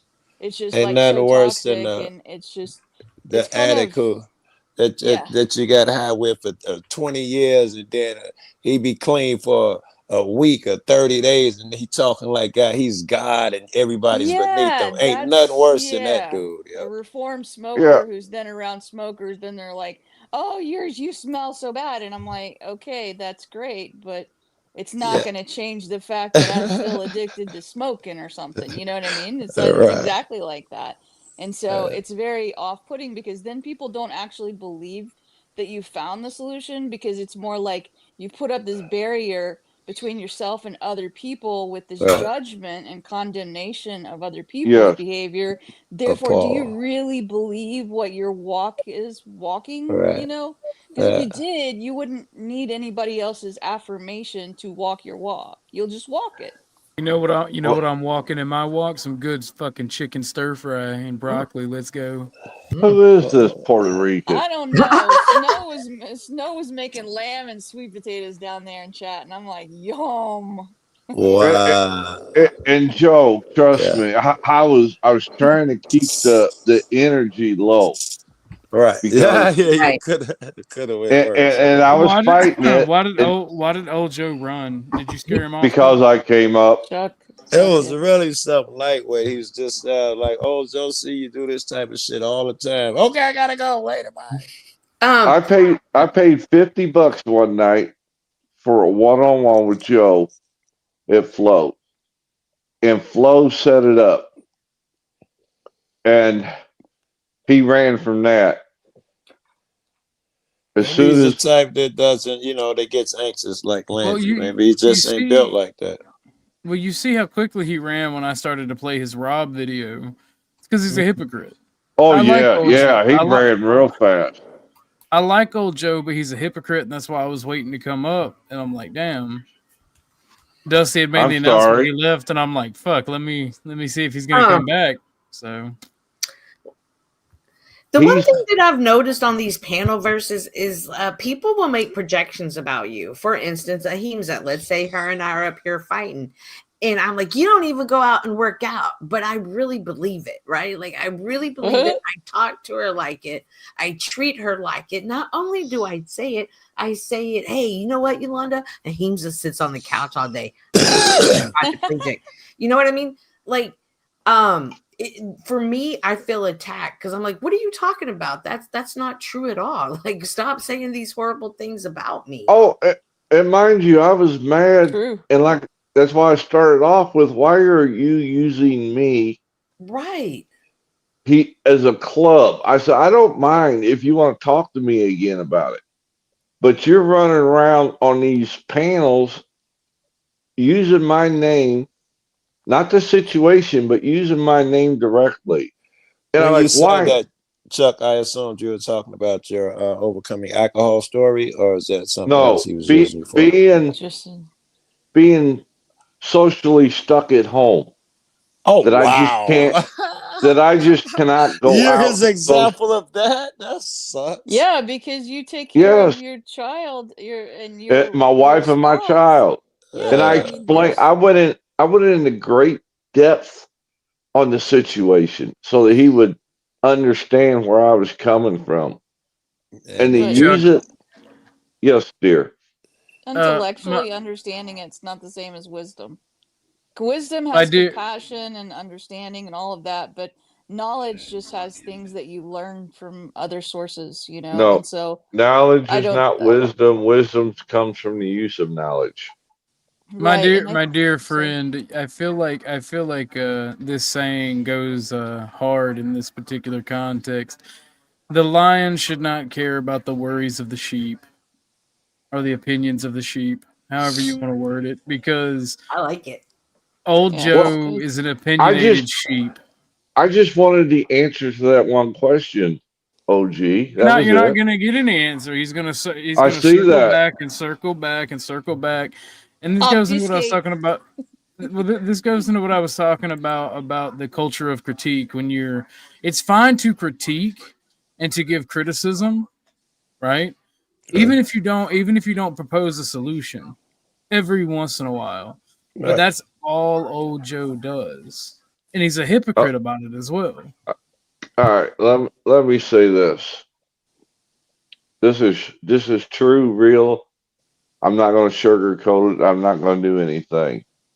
And I've told this story early on, and people may know of it or may not know of it. I'm human. I'm a human being.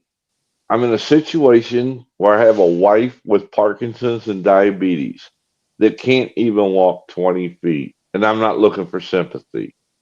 I have a son. I have a son with autism.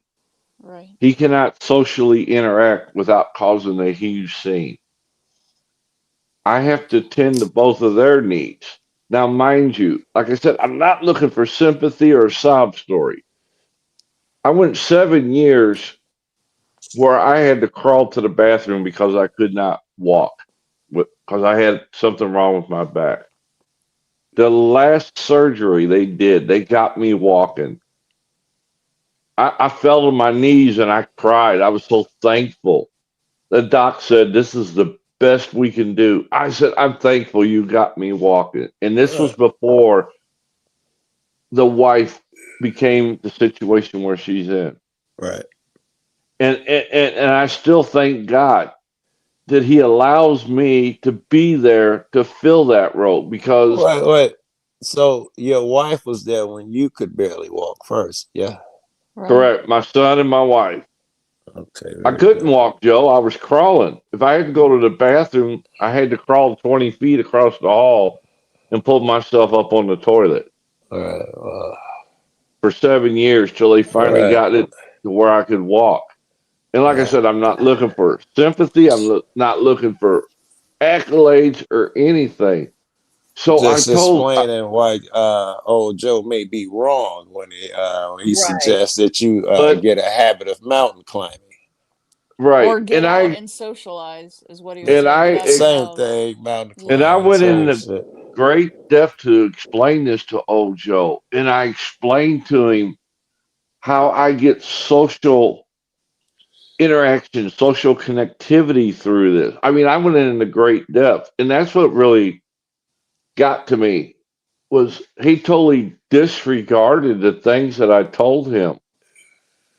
What do you think that was, man? I can see that. I You know, I I ain't don't seen know. nearly as See, he's I come with emotional. I don't know why, but he's clearly emotional. This conversation and the last one, I think, oh geez, he's emotional. Something happened.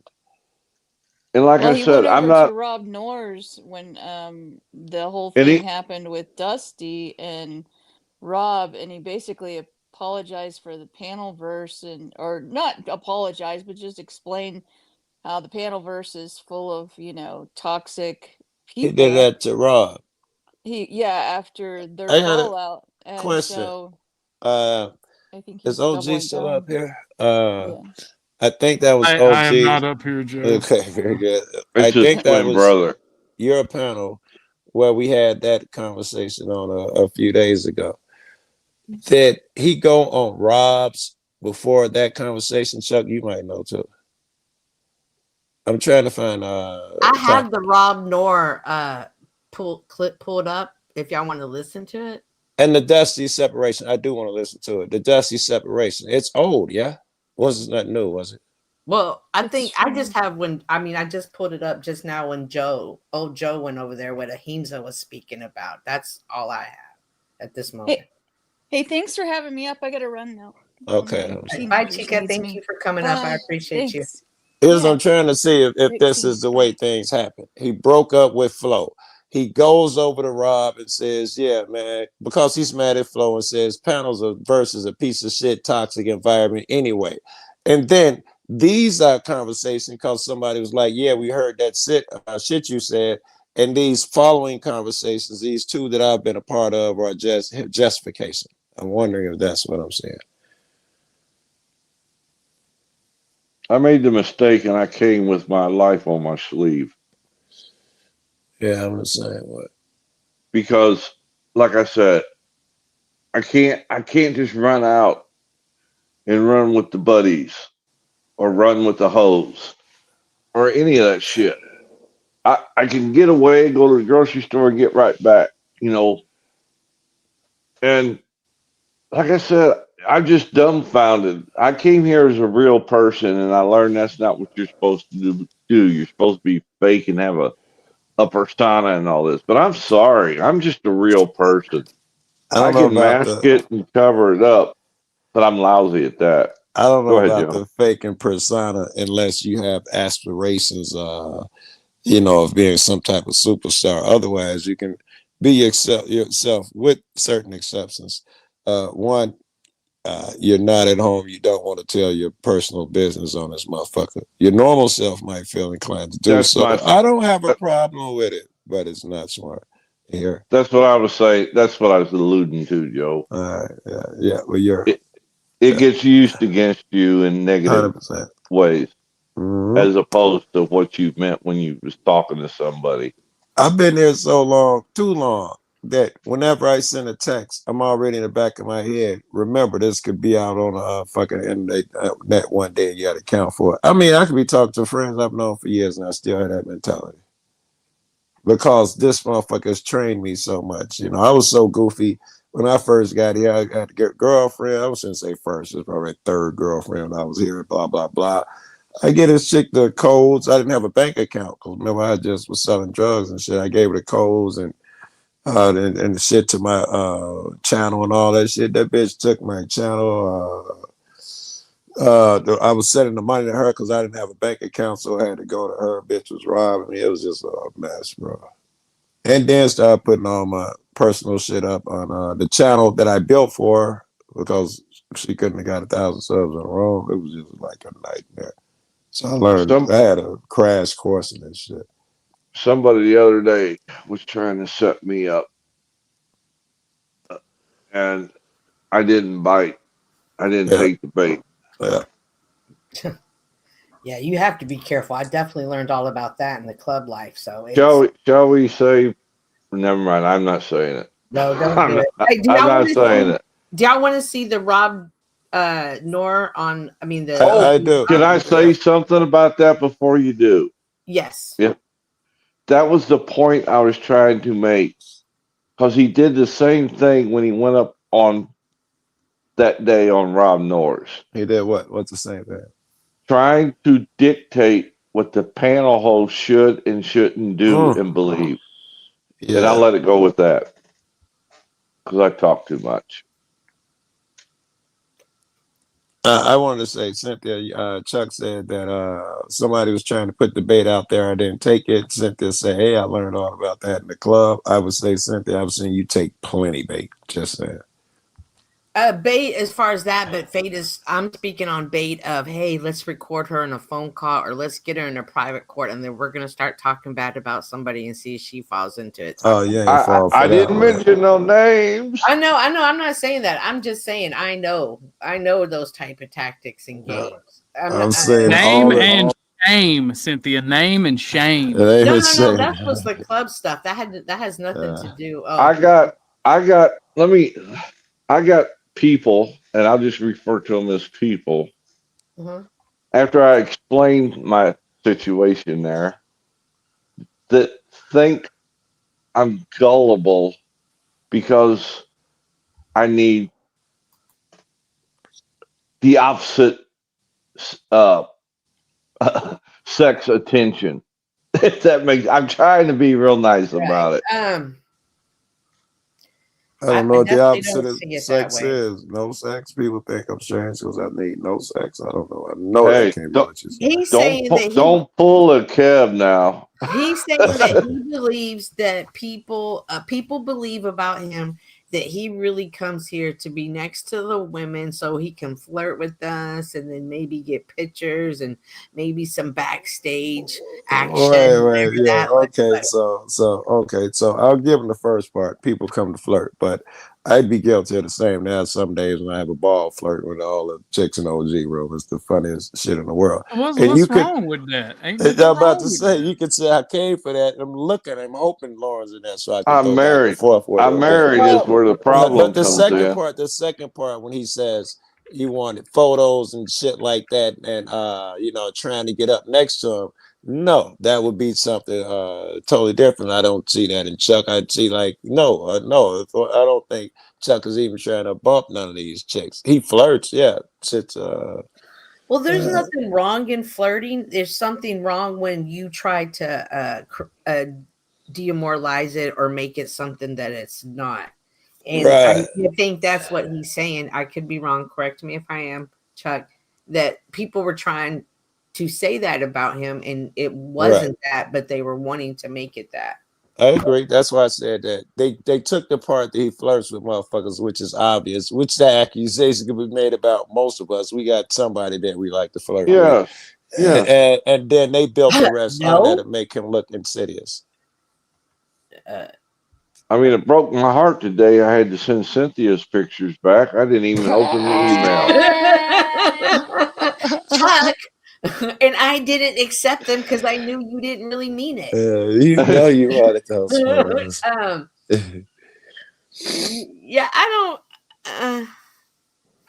don't know what I'm saying. You got it, woman. I know exactly. You know exactly. Yeah. But those like that's what Yolanda was calling. Like, you're trying to transfer your trauma onto me. You're trying to jump your trauma onto me. Like, I'm no, I'm saying those type of examples or behaviors. Like, I'm not carrying your trauma.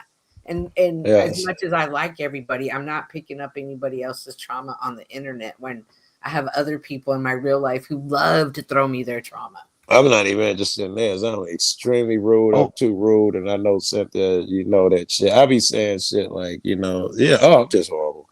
Let's see. By the way, I need a fresh batch of pictures, Cynthia. The other ones are all stuck together right now. I got you. It's a new year, so you got new outfits coming. Everybody, The whole Rolodex is going to get them this year. That's right.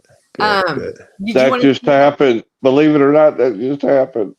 Someone basically sent out a Rolodex worth. I could only imagine. Did you want to go ahead and see that, Joe? I mean, Joe Cole? I do. Okay. Yeah, definitely. Yeah, I do too. Did you want to add anything to it, Ortho? Have you seen this before? I think so, right? The old Joe on Rob Noor. Mm-hmm. Yeah, I seen him posture and be a hypocrite and talk about. Is it recent?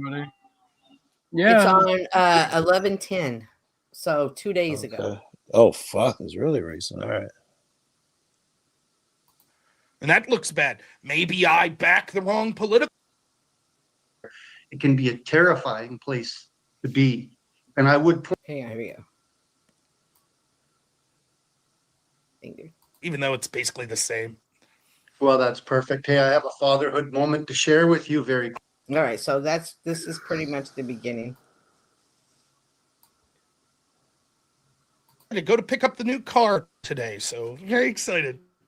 Is this this is now your wife's car, not your car, since with your track record with deer and yes. Well, now in fairness, it was my wife's car that I totaled. It's funny. Tell me when y'all need me to pause, and if I remember correctly, the first few minutes of this was small chitter chatter, so I'm gonna speed that up.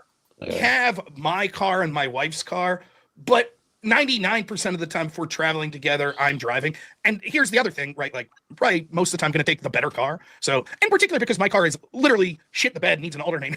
So, this will be the only car. But yeah, we always called it. One was the wife's car, one was my car, even though it's basically the same. Well, that's perfect. Hey, I have a fatherhood moment to Yes. I just tried to watch Rob for the first time yesterday, I think, or maybe the day before. And I couldn't for that reason right there. It's not really an exchange. Oh shit! Somebody's screaming. Hold on. Go. All right, go on. So he just drones on and on for so fucking long, and then the other person say 2 or 3 words and want to get a back and forth going with him, but he just goes on and on. Yeah, like you get like Paul. You get like 2 minutes of talking, and then Rob monologues for 45 fucking minutes. Yes, I couldn't. That was not conducive to my brain. Share with you very quickly. I'm going to get through this fast because there's a couple things I want to say. Okay. First of all, I have to warn you that your approval rating in the old Joe household has dipped to 50%. Uh-oh. And the reason I know this is because my daughter, who was just learning to speak, while I was listening to your debate with this first offender fellow the other night, and I don't know where she learned the word, but she said, she came up to me and we were playing and I had the debate going in the background. She said, no debate. And then she lobbied hard for Barney. So you have lost ground to Barney in this. Notice how he was talking about how he had the panel verse on in the background too. Mm-hmm. He did say debate, though. If this guy's a political threat or. Now, wait a minute. Oh, debate, now, I accept this, but I just want to say for the people that are like, Barney's a juggernaut, right? Particularly with the under 4 crowd. So, this is sort of like, basically I'm an up-and-coming fighter that just got knocked out by prime Mike Tyson. So I'll accept that. I'll accept that I lost to a toddler to Barney. But I don't want the audience really giving me that much grief because, who else would be able to, unless you're talking about like, Bluey or something like that. Everybody's going to lose to Barney. So there you go. Okay, on a serious note, quick point. I'm going to make this stronger, and then this is last time I'm going to address it strong. I'm going to make a stronger critique than you have, and maybe it's for your audience to do this. And I'm speaking directly to the young men in your crowd. So I watched this stream last night with Dusty and Sarah, and I have to tell you that to be in a scenario like that, like for yourself, to have somebody calling your employer and saying this guy's damaging your channel. I really have to send a lot of respect out to Andrew for responding the way he has, because in a lot of scenarios, you could find yourself in an HR department with a person who usually a classically attractive female, which Sarah has spent a lot of time and money making sure that she is, who is very good at controlling people around her and will spin a narrative that you can't get other people to listen to. And if your employer doesn't have a sympathetic ear, it can be a terrifying place to be. And I would point to the interaction last night that was happening, and I would ask anybody, especially young guys entering the employment stream, who is in control of that narrative? Who is being asked, do you want to talk to this guy now? Is he speaking about the interaction between Flo and Andrew? I think he is saying that Sarah shit on Rob to Andrew, called Rob's employer, who was Andrew, and told him he was shitty, and because she's blonde and good looking, she could have fooled him. That's what I thought he was saying. Oh yeah, he was saying that, but then he was like, the behavior. He's got a grudge against Sarah for the same reason. Old Joe. For what? Because one night on Flo's, it was me, Flo, Sarah, and Old Joe. And we called him out for being a ball washer. And he got extremely upset over that. Oh. Okay. Now, do you want to talk to that guy now? That's all by design. There's a person who is controlling that interaction. And I would argue that it's not Dusty. I don't know if you have any comments on that, but. Well, I mean, let's assume that's not the case. Like, Sarah was she could have easily said to Dusty in the chat, yeah, I want to talk to Rob, right? She chose not to. I think that even if it was Dusty making the decisions, he's definitely making the decisions on Sarah's behalf in that he thinks this is what would be best for her.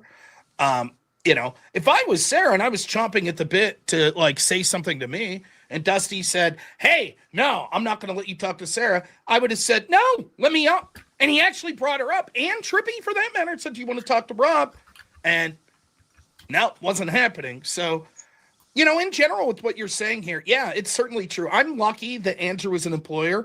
In my old job, I can tell you right now, in several debates I did, particularly on the trans topic back in circa like 2020, my job got contacted and I was told that I was a monstrous bigot that hated trans people, and I got called into the office. And if it wasn't that I was such a model employee, I probably would have lost my job. But I'd been nominated for Employee of the Year several times. The family of the gentleman that I primarily worked with are some of my biggest supporters and would have been enraged if I was fired for something like that. And so they were willing to sort of, and I was like, I could show you the clips. I didn't say anything too outrageous. Now working for someone like Andrew, if someone would call Andrew and be like, I hear you employ this guy, Rob Knorr, he said some things that we find offensive about the trans community, he'd probably give me a raise and be like, great, that's what we want him to be doing. But all joking aside, it's like, yeah, it sort of gets frustrating. The idea that it's like, they're saying that I'm going to be a damage to the Crucibles brand, this, that, or other, because I don't want to be involved in unserious debates where the moderator is basically admitting, yes, I let people talk over you because that's what the point of this is laughable. Now, I might damage the Crucibles brand in any number of ways in the future. Maybe I fucking get a DUI, and that looks bad. What is this guy talking about? He don't stop. Jeez. He goes on those diatribes for 15 minutes every time. Oh yeah, you're all right. He does not stop. Do you know how many coworkers tried to get me fired? So is old Joe, is he disingenuous, whether it be intentional or unintentional, thinking that these things only happen on the Panelverse? Or am I misreading what he's saying? I wouldn't count him as disingenuous, period. I believe that he'd only speak on what he believes. I assume that disingenuous wouldn't be one of them. But I guess when he was saying wrong, incorrect, these things I'm willing to right. But I'm saying consider. But not nefariously disingenuous, but just not factoring in the See, that's not disingenuous. Disingenuous means I intend to trick people.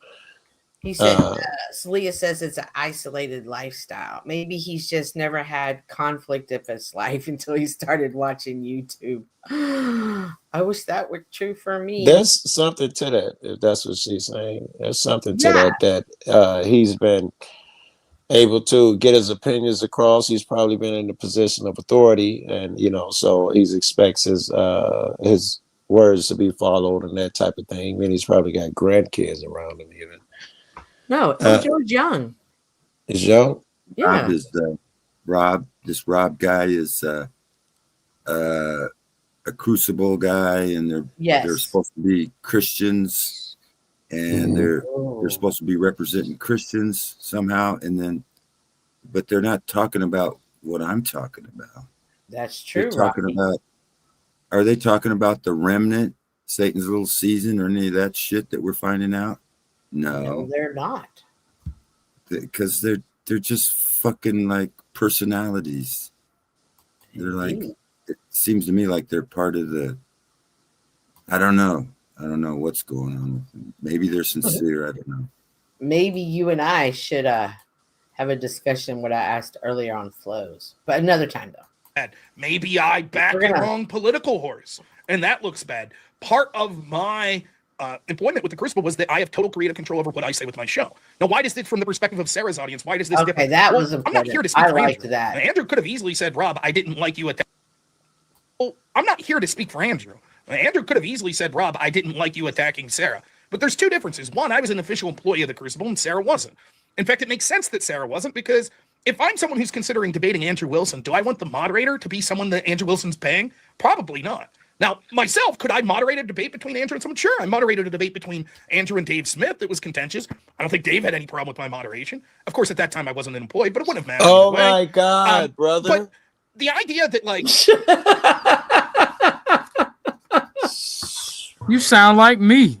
Right, and he's actually... Brother really be talking like that. He really do be talking. Oh, my gosh. Well, I could say something that would damage the brand for this, that, and the other.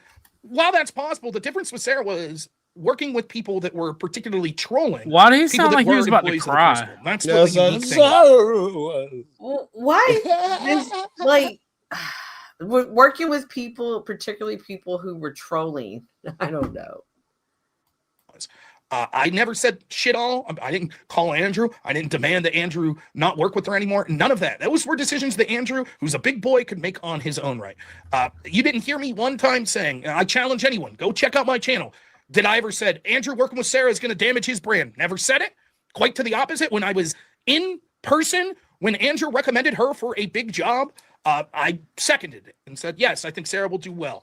And I stand by that. To those people that are considering her employment that are like, is Rob now saying that he lied? No, I think she would have done a good job with a lot of like behind the scenes setting up booking stuff. That's one thing. If it was moderation, maybe I would have bit my lip, but that wasn't the conversation that was coming up. So yeah, it is very much, it is a perilous world out there, particularly if you're a young man, particularly, let's be honest, particularly if you're a Christian white young man, where HR departments are nightmare fuel and the accusation is itself the proof. And there's oftentimes nothing you could say. It doesn't matter what the factual matter is. You work for one of these companies, you get brought forth in front of HR, you check off the wrong demographic boxes, and you lose. It's that simple. So I totally agree with you. Well, there's one thing, and before I leave this topic, I will say one last thing, and I will draw from the private messages that you have read and that I have, the conversations that I've had with Sarah as well. And then I won't mention her name again. She has said very specifically, you cannot show your cards in this place. She said that in her DMs. She's told me you don't, in the enormous battle that we had, she told me you don't know who I am. Nobody knows who I am because this isn't me here. This is a person that's very clearly willing to be another persona online than she herself says she is, and she's confirmed this in multiple occasions. You don't. Yes. We just said the first part. We just agreed to, at least most of us agreed to. You can't show your underbelly around here, and we talked about show your personal business and just do that shit. So I don't think that makes her nefarious, out of hand. And the second thing she said was, anybody remember the second thing she said? The second thing, he had an argument. You can go ahead. Rewind it, maybe. Yeah, maybe rewind it 15, 30 seconds. Demographic boxes, and you lose. It's that simple. I will say one last thing, and I will draw from the private messages that you have read and that I have, the conversations that I've had with Sarah as well. And then I won't mention her name again. She has said very specifically, you cannot show your cards in this place. She said that. We all do that. She's told me you don't, in the enormous battle that we had, she told me you don't know who I am. Nobody knows who I am because this isn't me here. You don't know who I am was the second thing. Yes, you don't know who I am because this isn't me here. I think he's got an argument there. He's talking about somebody up here, I think, was talking about how people put, Chuck was just talking about how people put up on personas and me and Chuck was saying we don't spend time doing that. So he's probably got an argument on the second half. The first half is just normal behavior. Even he, I imagine, doesn't say all of his personal shit. And so it's underbelly up here. And he's using two things, though, to make it look bad. I had attributed it to emotion, not to, he's had his feelings hurt, not to nefariety. You say that again? I had attributed to emotion, not nefariety. He's emotional, which is why he is trying to make Sarah look bad, not because of he's just an evil fuck. Okay, got you. I had kind of. He is saying it like it's a negative thing when you don't know who I really am. You can, when I hear that, I understand that, but I don't take it as a negative connotation. Sometimes when things are said and people receive them negative, that's on them, correct? Most times. Well, Most times out here. I noticed he got upset too with her when the historical thing was going on. Who got upset with her? Oh, Joe? Yeah. Oh, okay. Oh, yeah, I forgot all about that. See, now I'm able to formulate my words. Right. What I was trying to get out earlier. People, and I think Joe is suffering the same thing. People are trying to take advantage of your loneliness in order to cause chaos. Does that make any sense? People take advantage a of little. us to take yeah. Okay, give me an example then. Okay. I barely understand. All right. Joe, I've been married 44 and a half years. Okay. Yeah. I got a wife that is incapable of being the wife that I married. The closeness, and I'm talking about the conversations, the sexual, all that in one package. And when that goes away, you're left with a fella or a girl, whatever the case is, that ends up in a lonely position, and people try to take advantage of that. Am I making any sense, Dan? You were to the very end. Now I don't know whether you're talking about someone trying to take Help me out, Cynthia. I'm not an architect of words. You're not understanding when he says people will take advantage of that. I'm not even sure what that is. He said of being lonely. People would take advantage of that, of you being lonely for nefarious purposes. I don't know what that looks like. To rob you, to take your money, maybe? Hey, Chuck, how was your day today, Chuck? Did you have a good day? Answer me, Chuck. Who's talking to me? Me, Cynthia. We're doing a demonstration of how. Yes. Okay. Yeah. My day was great. You had a good. Oh, good, man. I saw you. I got up and I did laundry, and then I cooked breakfast so both of them could eat, and then I fed all the animals, and then lunchtime rolled around, so I had to cook food for them, and then supper. Before supper, I had to load the dishwasher. Okay, Rob Nora. Oh man, you're such a good man, Chuck. Oh, I wish I had a man like you. I know it must be really hard on you, Chuck, to go through that. And then I see the way you get treated on the panel verses, especially by Cynthia. You know I can't stand that bitch. But I just really, Chuck, I just want to talk to you and get to know you better because I just felt a connection. But why did you send me that picture? Okay. And then I get where you're going, Cynthia. This is someone in this case will say a female taking advantage of Chuck to use him as a weapon against her enemy. Yeah. Against just to use, period. Against me. Yeah. Or against a couple others. Can't be against you. You're the only person in this example. Can't be you. Right. It's against another person. Right. And I know that. Okay. You know what you said the other day about Cynthia, right? And then I saw her on the panel with her, and you acted like you like her. Like, you don't want me to get up and say anything about that, do you? You know what I mean? It's those type of tactics. Like Chuck didn't go in, like just in this example, nobody goes in that thinking you're just thinking, man, I finally have somebody to talk to. It's hard to talk to Praise people. God. Praise God, Cynthia. You got it. But if I have somebody to talk to, it'll be, and as a woman who's becoming a senior herself, I can understand senior isolation. Hey, easy with that. I'm talking from myself, from like, when I tell one lady, I'll be like, hey, do you need me to pick you up? I show up, I got 4 ladies to pick up. I'm like, where did y'all come from? I think it's they just saw the opportunity to go somewhere, not drive, and get to socialize. They were there. So I do see that. And well, Cynthia, did she send you that Latino butt yet? No, I want to know. Is she doing that to you? What's she trying to do? I'm just telling you how the conversations go. Yeah. So that's she doesn't look as good as I. You want to see me? Yeah. It's nothing sexual, Chuck, but take a look. Yeah, that's how it goes. That's how it would go. You know what I'm talking about. Thank you. I know exactly what you're saying. Well, by now I'm caught up. Yeah, I understand. Okay, so all right. Matter of fact, I think I even know the players involved. This is an actual story, and who you're talking about at this point. Yes. She's over at Wrestlers, actually. Oh, gee, I told you. Oh, gee, I'm married. Damn it. Okay. I told you I didn't care, damn it. Nobody ever really does. This is a person that's very clearly willing to be another persona online than she herself says she is, and she's confirmed this in multiple occasions. You don't operate like that. I believe this is the real Rob Noor I'm seeing, which puts you at an immediate disadvantage. That's okay. Why am I excited now?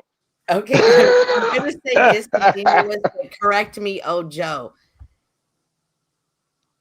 It is naive to believe that one content creator puts on a show or an act or a persona when they step onto this camera and talk about it to another content creator and be like, oh, I can't stand that when they do that. Oh yeah.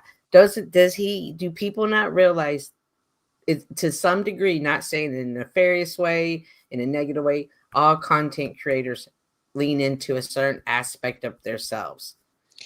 Well, I would say that is where his Achilles heel is in his argument. If he would not hold that against his favorite newscasters or whatever personalities, artists, you could give the same shit. They're becoming a bit of a different character. Hi, I'm Ted Koppel. He ain't talking like that at home. And you wouldn't criticize them for becoming something different, but you'll criticize her. Right. OG, were you about to say something? No. Okay. All right. Because I just saw that she's not like you, or what did he say? And he's like, oh yeah. Rob's like, yeah, I got you. And she herself says she is, and she's confirmed this in multiple occasions.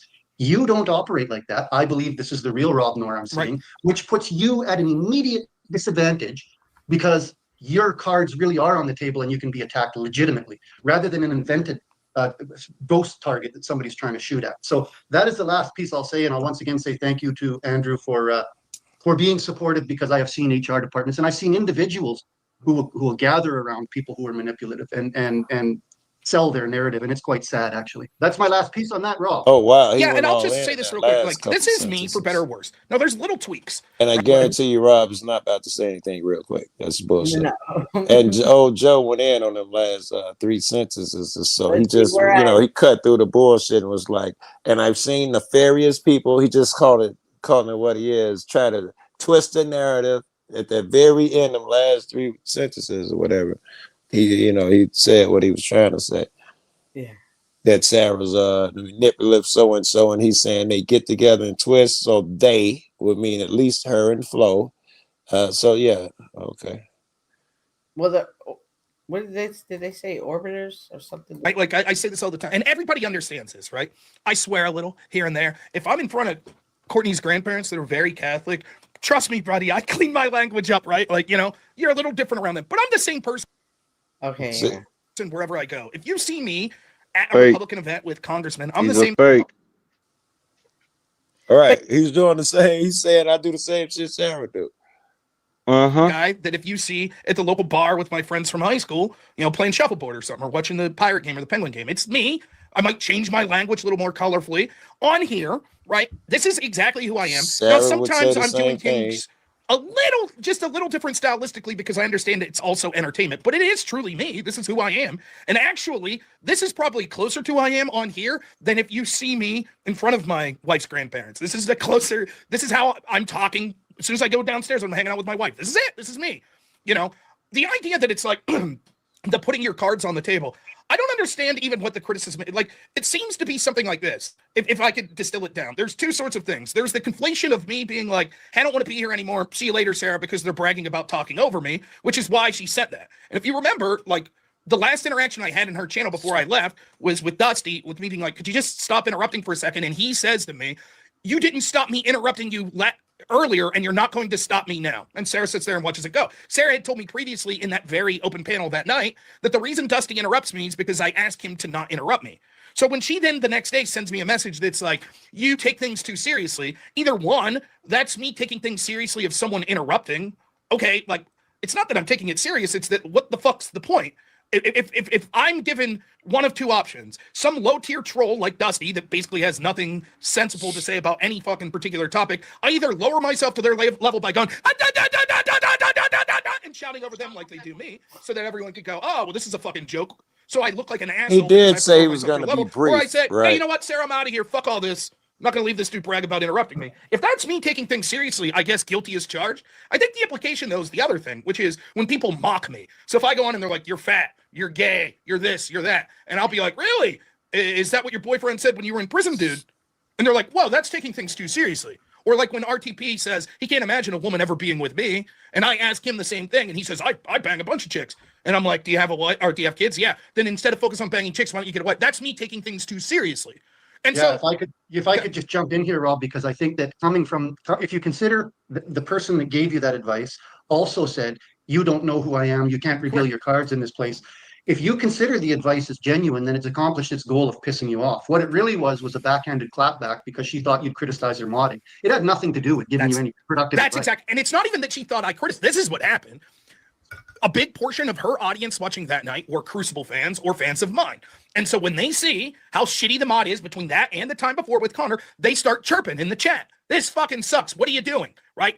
Then she goes to my channel afterwards. I know this is how it happened because she wasn't watching me live when I leave her channel. How could she? She's moderating. Well, I mean, theoretically, she's such an absent mod. She could have been watching me, but let's assume she wasn't and she was still dealing with her channel. So once people start criticizing, oh, Rob left, there's no reason to watch this anymore, your modding sucks, she goes over to my channel afterwards when she's done streaming. And she sees me make the most benign criticism ever, where it's like, I don't think I'm going to do these open panels anymore. I don't understand what's going on with this moderator. Yes. Did you notice he was saying he was hoping she was watching? Oh. Why are we watching Rob? Well, we could be watching. We thought we was get watching naked, but him and old Joe, but Rob is just, my God, 90% someone said it and 10% Joe. It might have been the bigger gap than we thought. Shit. My God, he's long-winded. Well, is he making points? Is he filibustering? What is he doing? Oh my God. Okay. Filibuster. No. You can't just reduce it. He's not that type. I would say, and I'm listening with a half of an ear. I tune out 50 times in one conversation. It's that dope, Joe. Lay off the dope. It's not. I don't really. Jody says he's given his side. Which he's speaking to his audience. He's not speaking to you guys. That's dope. He's like he's telling the truth, but you guys might not enjoy what he's got to say because you got a whole different worldview. If you don't believe in God and the Bible, well, then he's not talking to you. He's talking to people that are Christians, and he might be a grifter. I don't know if he's a grifter Christian or if he's a real Christian, but he doesn't seem to be researching what I'm researching. He's trying to be influential on the YouTube channel, I'm trying to figure out what the fuck is going on in the world. like the Bible's coming true and shit, and people are talking about crap. Oh Lord. Oh Lord, come on. Well, oh my God. I do agree. He is speaking to his audience, and that is something I didn't think about until you brought that up. Because his audience is used to him speaking like that, and they agree with him. And he does appear to be a good storyteller, a long-winded storyteller, but nevertheless a good one. The problem is, I'm not interested in you. I have no reason to want to hear you talk about yourself all fucking day. When you do make points, now suddenly I'm interested. You point, but if it's just you pulling the 10th man on me and everything about, see, I got into YouTube because I don't really care if you at this point if you're making a point, man. It's unattractive, man, and oh my God, it's all about me. It's ego.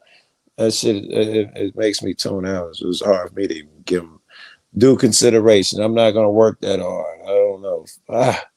It's unfair to me. Yeah, I don't like it. Oh my God. A lot of people are waking up to it. A lot of people are waking up, and we're realizing that history's a lie. They've been lying to us, and and they got all this fake history. Like, I used to be proud to be a Marine, and that's me with my group. I was in charge of those guys behind me. And I used to be proud of being a Marine, but now I found out that I was used, to fight somebody else's war. And I can't even mention their name, because if I do, I get kicked. Right. You can't mention the little hats, Hey, you're making up story. I'm not making the story up. You've been taught to be patriotic, to go fight for your country, and you're not really fighting for your country. You're fighting for another country. Why were we in Vietnam? Why were we in Vietnam? Can you tell me, Chuck? War games. That was a game. Oh, yeah. He said it was war games. Rocky, do you still speak to anybody that you served with? I got a couple friends that when I was in Iraq, I still in contact with. But when I was in the Marines, it was 76 to 80. It was a long time ago, but I became a contractor because I'm a professional diesel mechanic, diesel operator, heavy equipment transport. So they hired me to teach them young punks over there that didn't know how to do shit. I was over there when it was don't ask, don't tell. And I didn't see any. Why is that relevant? I didn't see any gay motherfuckers in the army. We ain't walking past that, old man. Okay, why was that relevant? We ain't forgetting. Why is that relevant? You felt the need to tell us you was in when don't ask, don't tell was a thing. Why was that relevant? I was not in during that period. I was a contractor during that period. Well, was you contracted some pussy, Rocky? I'm trying to tell you that when I was overseas, I didn't see any fucking gay activity. Even when I was a contractor. When I was in the Marine Corps, definitely 76 to 80, there was none of that shit allowed. And then, during Afghanistan and Iraq, I could see some of it, but it was mostly fucking, some of the contractors were fucking gay. Some old boomers and shit.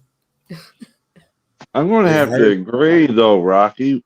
That had nothing to do with your story.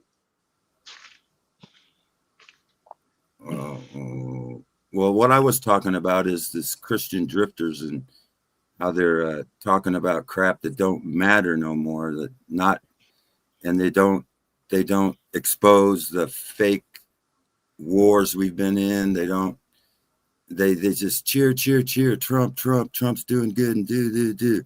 It's all bullshit. The world's a stage. It's all fucking bullshit. And that's why you became a contractor. That's why you served in the Marine Corps in the first place. Before I found out that 9/11 inside bullshit. Careful. Yeah, be careful. I'm trying to be careful. Thank you. All I'm saying is that there's certain things you can't talk about, and those things you can't talk about, those are the things that need to be talked about. I agree. Just to take it off of here and make it, like yesterday, Ojo and Ortho, and I only say y'all because y'all go live. Yesterday, I was uploading my videos and they stopped me. YouTube stopped me and made me do that whole facial thing again. Yep, that's coming. It's wild. Yeah, I just got me my first smartphone. I haven't had one for like 8 years, and I just got one, and now it wants all my ID, and now I can get connected and shit. Before I had one, I couldn't do nothing. Now I can watch someone else, watch another video while I'm watching Flo and commenting in there, and he kicked me because I mentioned something and I can't do it. He's a progressive liberal. Yeah, he's got a different worldview than me, but I'm tired of his shit, so I'm done. He's got a certain level head that he does. He's right on certain things, like the money system, inflation is caused by. He's full of shit. No, he's full of shit. Who is he's typing? He's anti. He doesn't like Jesus. If you say anything about Jesus, you're automatically a. He's a communist. Oh, is he? Yeah. Yes, he is. Rob Norton? No, Flo. Oh, Flo's a communist. He's not a capitalist. He's a communist. You think so? I think he's a capitalist.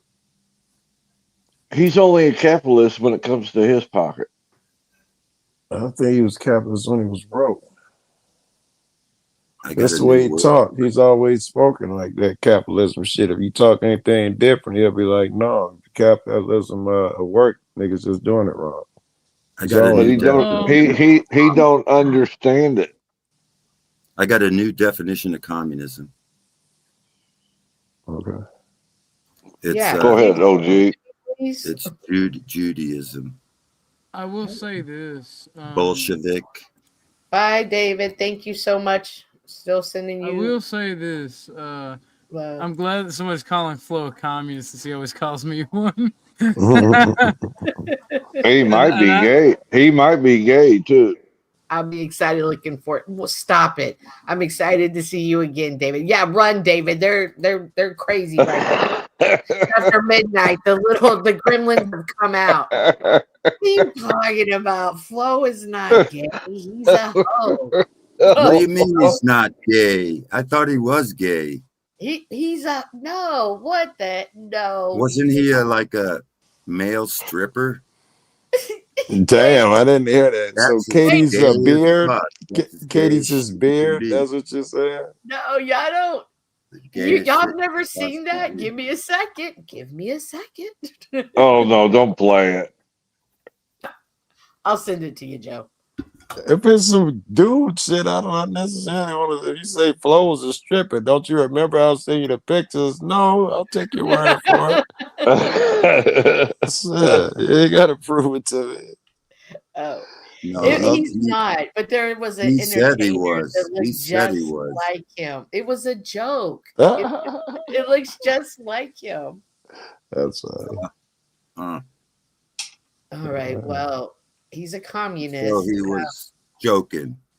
Yes, he was joking. I don't think Flo obviously I don't think Flo's a communist. But I don't necessarily disagree with the capitalist because it benefits him, but that's like all capitalists though. Yeah, I know, right? I was just trying to make a point with what you say. How all of a sudden it's like, oh, did you hear Chuck? Chuck said Flo's a communist. Oh Lord, we gotta run with that. You watch, it's gonna come up. Trust me. Yeah. Now that you said you're tired of his shit and this, that, and the third. Yep. Everybody's gonna Yep. clip that and then sent it to him. Yeah. You know who created communism, right? I'm literally clipping on my other phone right now. Going from America. The university from America. Hell, Joe, I can't even figure out how to turn my damn phone on in the first place. That's wild. That's the way this panel verse is, and as old Joe was saying, you know, it's toxic. It's a toxic entertainment. It's a it's an addiction. David Wayne brought up, hey, I just use it to analyze people. I see Flo as this is his job as others. I think it's many different things. Isn't that the same argument they use with TV? All those things you were just saying, it's an addiction, it's a so and so. Isn't that the same shit? Turn the TV off. It's addiction. TV kids shouldn't be in front of it more than 2 hours a day. All these same exact arguments. So I think that it's how the person uses it, and as Chuck shared with us earlier, that way he uses it may perhaps be different than me versus Flo versus Landry. We all use it for different reasons. It's exactly.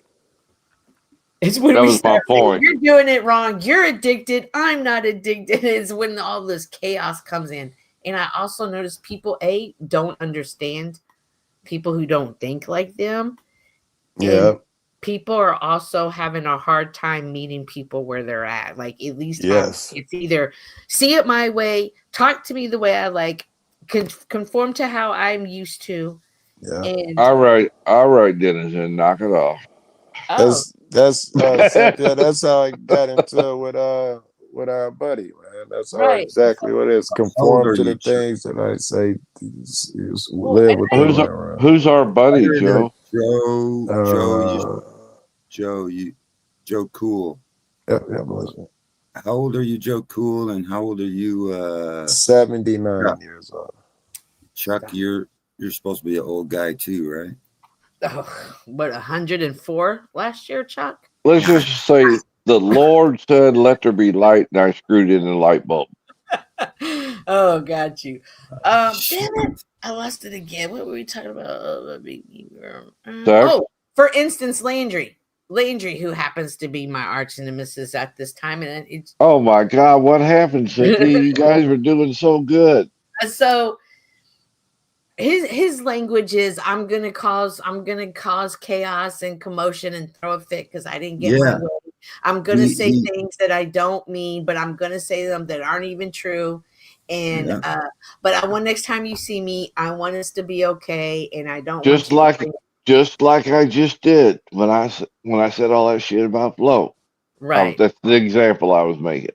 Right. I don't want Landry to bring it up. Self-confessed Mason.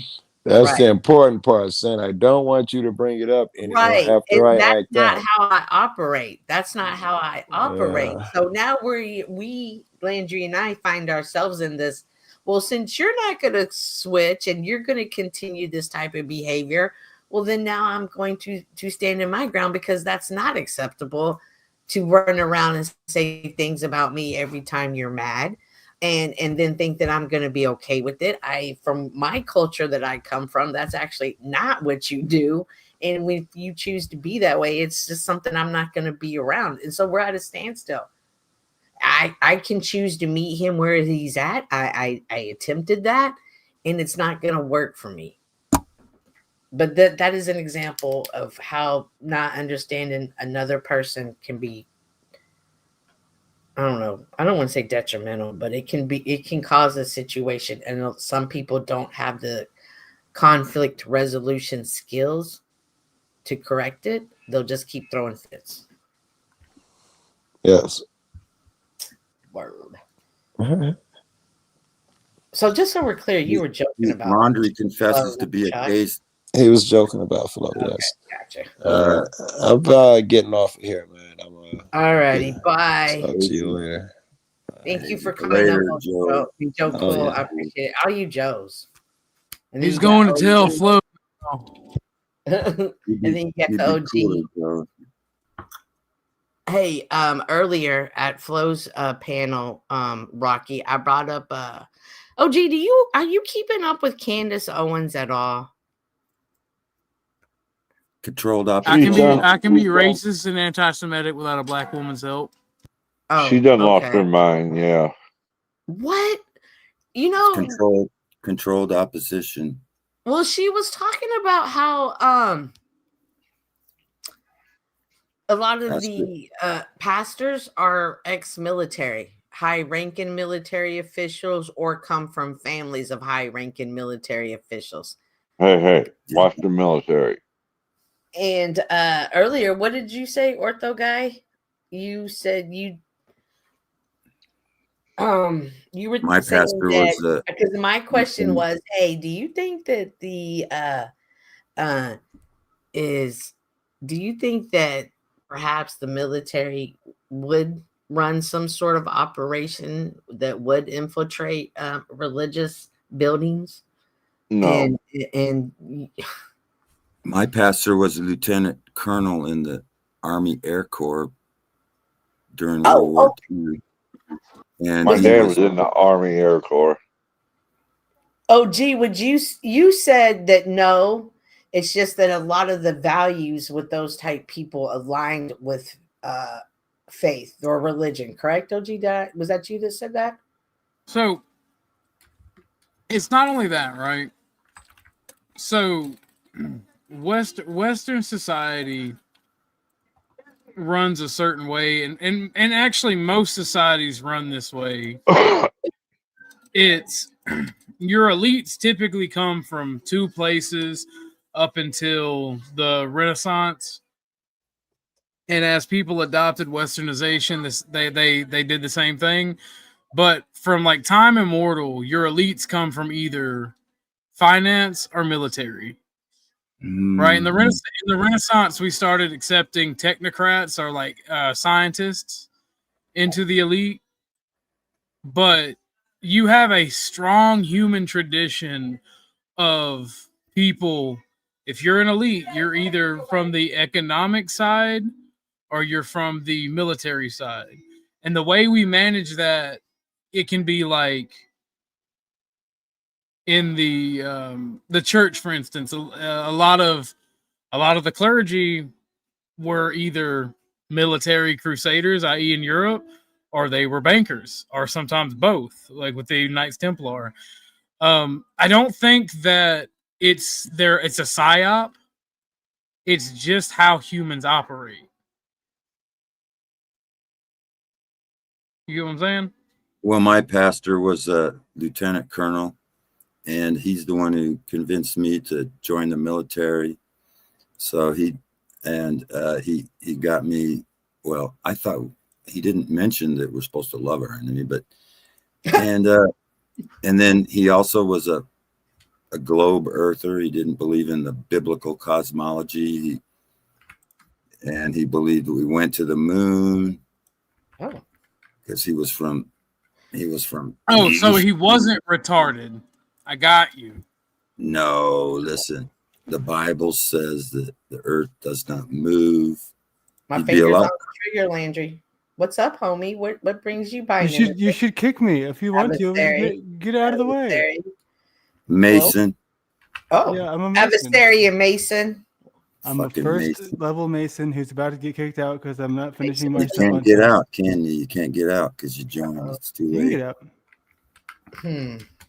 I don't know, guys. I don't know. As much as I've heard the military run operations and just the ethics, I think that people high ups, like all secret societies, do secret things.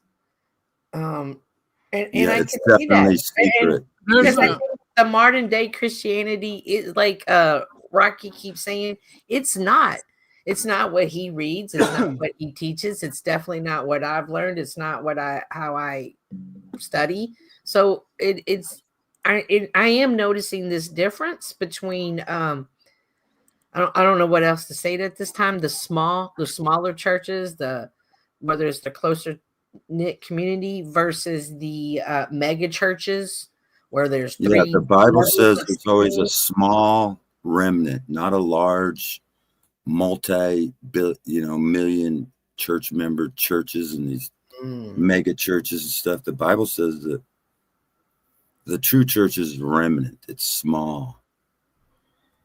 Landry, I know that you have talked about your spiritual journey. Have you ever gone to church, been a part of a church community, or as a child, your young adulthood, or yes, you have many times on and off.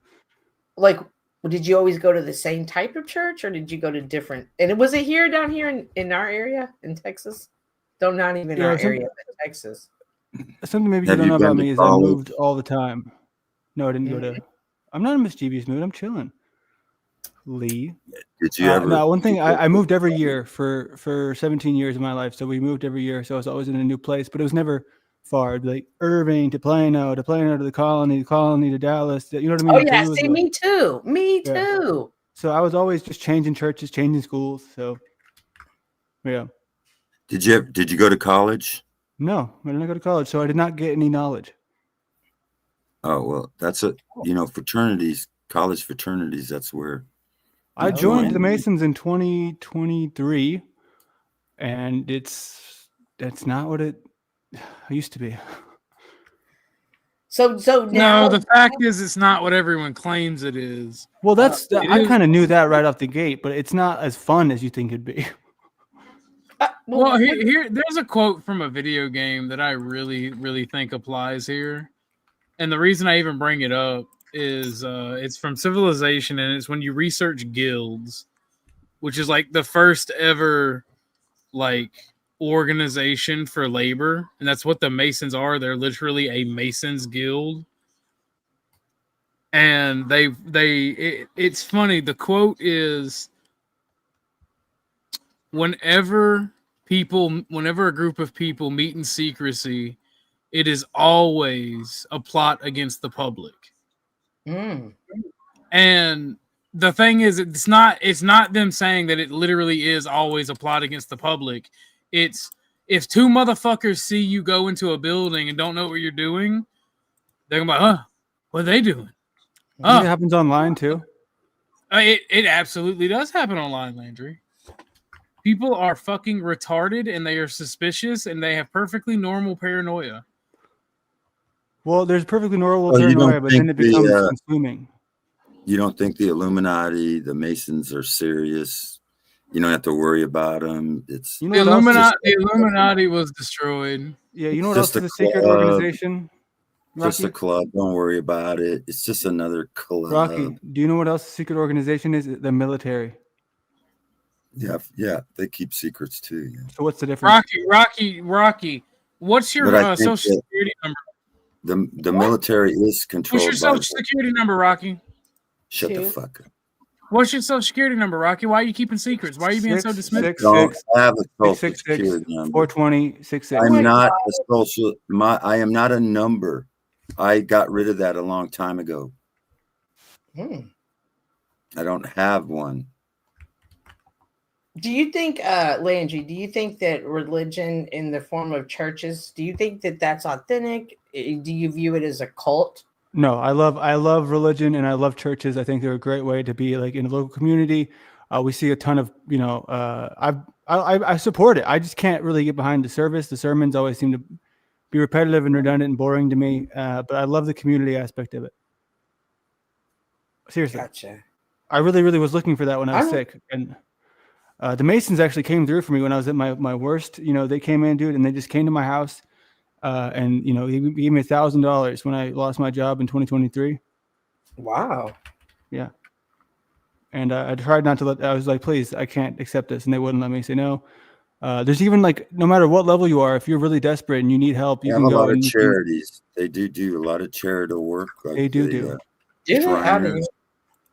Oh. They take over charity. They also do Masonic funerals. Oh. Well, you should go check out the one. By the way, I should go check the Eastern Stars. I can't be a Mason, but go ahead. The Shriners get a lot of heat because they take out when they help children, right? Mm-hmm. They took out what's what's called peasants insurance, and your employer, especially if you've ever worked for Walmart, takes it out on you. Most companies that you get benefits through take it out on you. Mm-hmm. Well, they're Rocky, stop. Yeah, Rocky's the worst interrupter. They take out peasants insurance, and if that child dies because the surgery is not effective or they die during the surgery, they get that insurance money and they give a portion of it to the family to help bury the child. And they put the rest of it in the charity so it's not a complete loss, so they can continue to help people. And they get a lot of backlash for that practice, which is fucking retarded. I'm saying they shouldn't get backlash for it, because that means they get to save money and spend it more on children. The Shriners are also connected with the Masons, and here's a little secret: my grandfather was a 33rd degree Mason. I got his Mason Bible. I'm not a Mason. I read the Mason Bible. Literally, the big secret that they're trying to do that may be evil is they're trying to build the third temple. All of the fucking instructions to build the third temple is in that bitch. What is the third temple? It. Yeah, the third temple is not. There's nothing in the scriptures for it's that. That means do you feel like a slave to the scriptures? Wait, Rocky. Go ahead. The Masons are connected to the Zionists. That's why Small Mustache Man tried to get rid of both. He tried to destroy the Masonic orders and destroy the Zionists. It was an international. So, okay, think of it like America was fighting for. Yes, Rocky. The Masons are literally a fraternal order of Masons, because what do you think they build temples out of in the Middle East? Rocks. Rockies. Tower of Babel. I'm not being funny. The Masons are literally a workers' guild that started out and was founded by literal rock masons. Became something else. You know what Freemasonry it became a super guild for all tradesmen. Do you know why they call it? Exercising influence. The only thing that they are for religiously is rebuilding the third temple. And even then, it's not that serious to them because they were wiped out of the Middle East and don't really give a fuck. It's literally just their traditions. It's all connected. I know because I inherited a Mason Bible. How much money did Backstage Rocky, Cynthia? The reason they call it Freemasonry, the reason they call it Freemasonry is because after the Great Mud Flood, because they're free tradesmen. They're not journeymen. Rocky doesn't know what the fuck he's talking about. Rocky. It's because they're free tradesmen. They're not journeymen. Oh my! Do you know that in the ancient times when you were a journeyman, you could not leave your master, or you could be put to death? You don't know what you're talking about. They're called Freemasons because they're free. They're free tradesmen that are not bound to a master. You ran off the Freemason that we had on the panel, guys. We will never know now. I know because I inherited the Bible, and it's the Mason Bible, and it's literally a manual for all things masonry. I do agree with what Landry said as far as the communities. I know that I haven't lived here very long, and the community I already have from my church is crazy, and I'm so thankful for it. Well, OG, do you think the Panelverse is toxic in that promo that I did? No, I think I agree with what Flo said. My bad. Finish question. I'm sorry. I didn't mean to overtalk you. I'm sorry. Go ahead. I agree with Flo's assessment. I think these are human interactions. I think just like in real life, we have a bunch of dumb motherfuckers that don't know what the fuck they're talking about, and they really just want to be a part of shit. And if there's drama, everybody wants to fucking say their piece. Nobody wants to actually understand what's going on. They want to speak their opinions and only their opinions. Mm-hmm. And that's why we're having this Mason conversation right now, because it's human nature. If you don't know what the fuck's going on, you're going to speculate on it. I agree. Come on, I know what it's all about. The Masons are satanic. Nah, they're just a bunch of influential assholes that don't like you. They're Luciferians. No, literally. Here's the funny part: you can be any religion but satanic and be a Mason. It means Freemason. You cannot be a Satanist. You cannot be a Baal worshiper. You cannot be a demon worshiper. You can be a Muslim. You can be a Buddhist. You cannot worship the evil deity of any religion and be a Mason. It's literally not allowed. But at the 33rd degree, they'll tell you that Lucifer's there. Really, because my grandfather was 33rd degree, and in his Mason Bible, I inherited all his documents as well. Oh yeah, now that I'm going to trust you now. Okay, yeah. You don't have to trust me. You're my probably daddy was a 33rd degree Mason. Oh, I know the secret. I have the ruby ring to prove it. That's what a don't Mason go would cage say. on us. Don't go cage and flex the ring. Do you believe in a spiritual realm? And by the way, one second. By me saying I have it, I don't have it. I have access to it, and I can go get it and show you. It's a ruby ring with 33rd degree, with the 33rd degree angles etched into it, and all the Mason iconography. My uncle inherited the ring itself because it was his father's, and I can just ask him for it to say I have a fucking retard that is like doesn't fucking believe that in this is what I'm saying, and my family's petty enough that he'll loan it to me for the day or let me take a picture of it. I just want to clarify before somebody tries to bullshit around. When I was in the Marine Corps, this master sergeant, he sent me his 32nd degree Masonic ring and some of his Indian beads after he found out that some people tried to kill me, and I guess he was quitting the Masons or something. But wait, who was trying to off you? Who was trying to rock you out? When I was in the Marine Corps, I was a Christian. I was listening to Bible studies in the barracks, and everybody thought I was a snitch because I didn't do drugs, and so they slipped me a Mickey, which had angel dust in it. So I spent. Have you always been a problem wherever you go, Rocky? I like you. Don't get me wrong. I'm not trying to disrespect my elder. I like my first sergeant, after I got out of the hospital, the psych ward because I was on angel dust. I thought I was going nuts or something, so they let me out. And then the first sergeant sent me a duffel bag full of his shit. It had a Masonic ring in it. I sold the diamond in the middle for $1,000 in 1980. Nice. But I should have kept the gold ring and just kept it. And there was also a gold ring that didn't have any Masonic thing. It was just like the diamond was a sun. It was a sun ring. It had because they worship the sun, and then it also had Indian beads because they have a similar belief about the Indians were also sun. Who worships the sun? The Masons. The Masons do not worship the sun. The Masons are not a religion, Rocky. You can be a Christian. You can be a Muslim. You can be a fucking Hindu. You can be a Native American practitioner. And then he also sent me a ring they don't have a religion on it. And then Indian. The only rules about religion and Masonry is you have to believe in a higher power.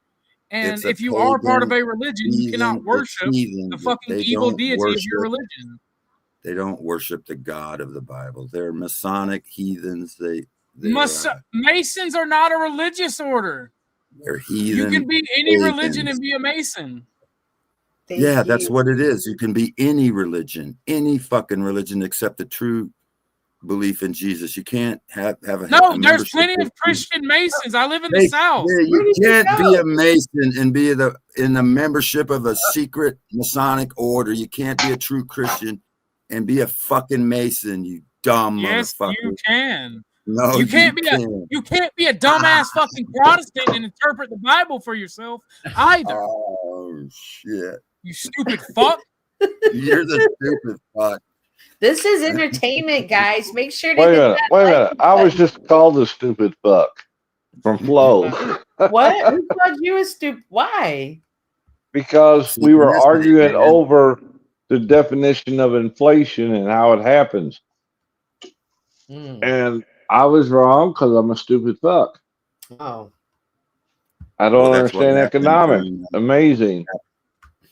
After World War One, Germany was sent into world inflationary system because they had the reparations. They had to pay back. The Rothschilds were making them pay back it wasn't the Rothschild.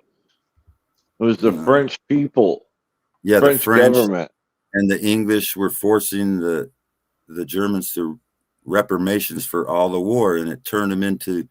It made them go into poverty, and so little mustache man, he came in around. Wait, pause. I will say this because I went and brought back economic. Hang on, Rocky. Hang on. Go ahead. I've watched y'all's argument about inflation. I love Flo to death, but he is a usurer, i.e., a banker. So his determination is always going to be based in usury, and that's why me and him don't talk religion or economics. I pissed that man the fuck off. Oh, I did too. I don't believe in economics from a usurer standpoint. I'm an Austrian economics, if you catch my meaning. He started screaming at me when I said there was basically 3 causes of inflation. And he said, no. It all he's a banker. He wants to put you in debt. So to him, there's only one cause of inflation, and that's printing more money. Yes. And it's caused because to build up the war machine, they go into debt. No, it has nothing to do with the war machine, Rocky. We only spend. The fucking military-industrial complex is literally the largest fucking wealth growth for any nation throughout human history. It's only 13% of the budget. The economy of a nation. It's only 13% of the budget. Food, resource extraction, and industry and military are the 4 pillars of an economy. Then when you go beyond that, you have a standard, i.e. a gold or silver standard to peg your economy to, because it is a non-renewable resource. It is hard to extract, and not everybody can have it. And then your government stockpiles that resource to trade with other nations, and it mints coinage based off other precious metals like copper, nickel, etc. What was the dollar based on after they took away the gold and silver? What was Debt. No, debt. The petrodollar debt. The U.S. dollar is only worth $1 because the U.S. military says so. That is why we are experiencing. That's why we are experiencing the inflation we are experiencing, because it is based off of debt. It is not. The petrodollar is fucking stupid. It's a power grab to keep us from going into hyperinflation. That's the only thing the petrodollar does. So in Fort Worth, by where I live, there is the money making place, right?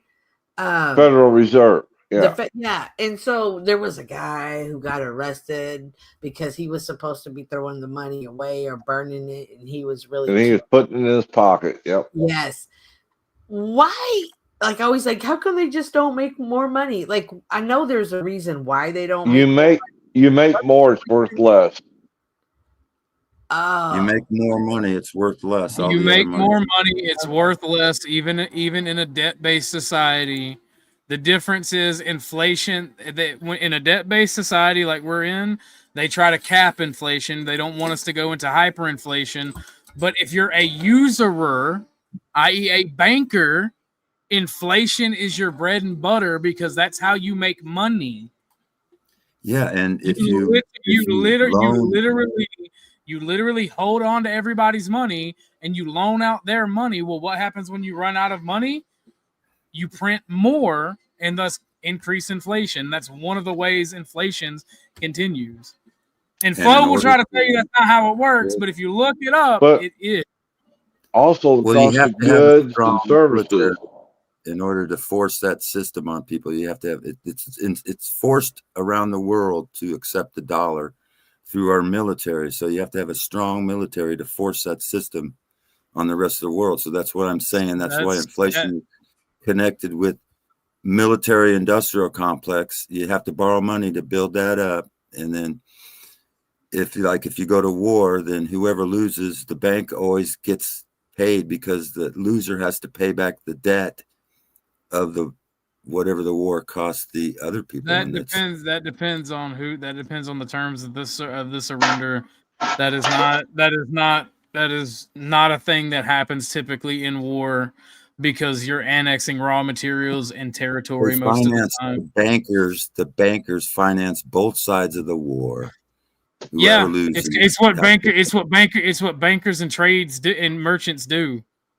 It's not even a small hat thing. If the small hats disappeared tomorrow, there would still be a banking and trade class that would somehow, if you look at it, freight. Okay, like, the reason. My brother in Christ, if America's selling goods to Mexico and Mexico's not at war, and say America's at war with Russia and Mexico is selling goods to Russia, like because it's against the scriptures to charge usury. Well, we don't run by scripture. The European countries hired the small hats because it's not against, because we're just goy. They can first off, it's not banking and loans are not against the scripture. Second off, usury is my brother in Christ. Literally, the same laws that dictate what you're trying to say are from the Old Testament, and the Old Testament is literally Judaism. Yeah, but if you go by Christianity, it's a dead book. What? The Old Testament is a dead book? Yes, when the New Covenant was formed.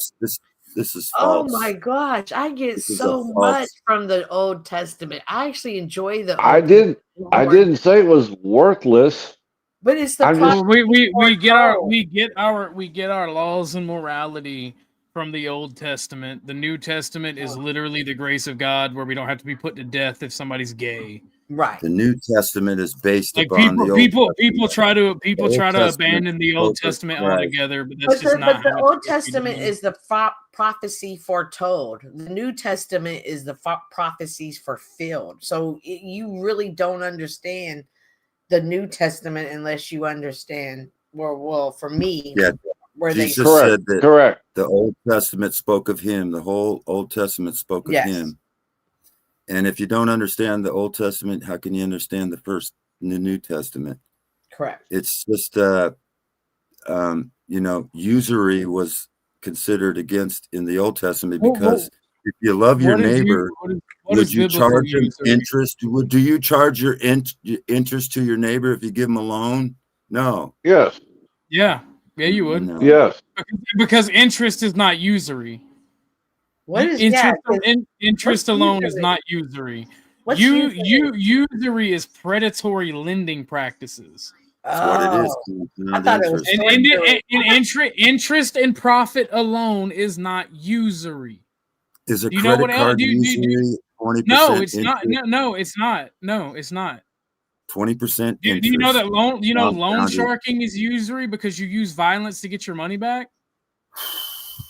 Loan sharking is usury because you don't think it was violent when the England and France forced Germany to pay back a loan that they didn't. It wasn't a loan. It wasn't a loan. It was reparation. It was reparation for a war that just devastated the planet. And I'm German and support the war on both wars. It's just what happens. It's what happens when you lose. That was forced. And that's not usury. That's a peace treaty because you cause problems and you have to make good on that. It's all by the same people, though. The bankers, they do it all. Oh my God. They do all. Rocky. This is why you're not supposed to interpret the Bible.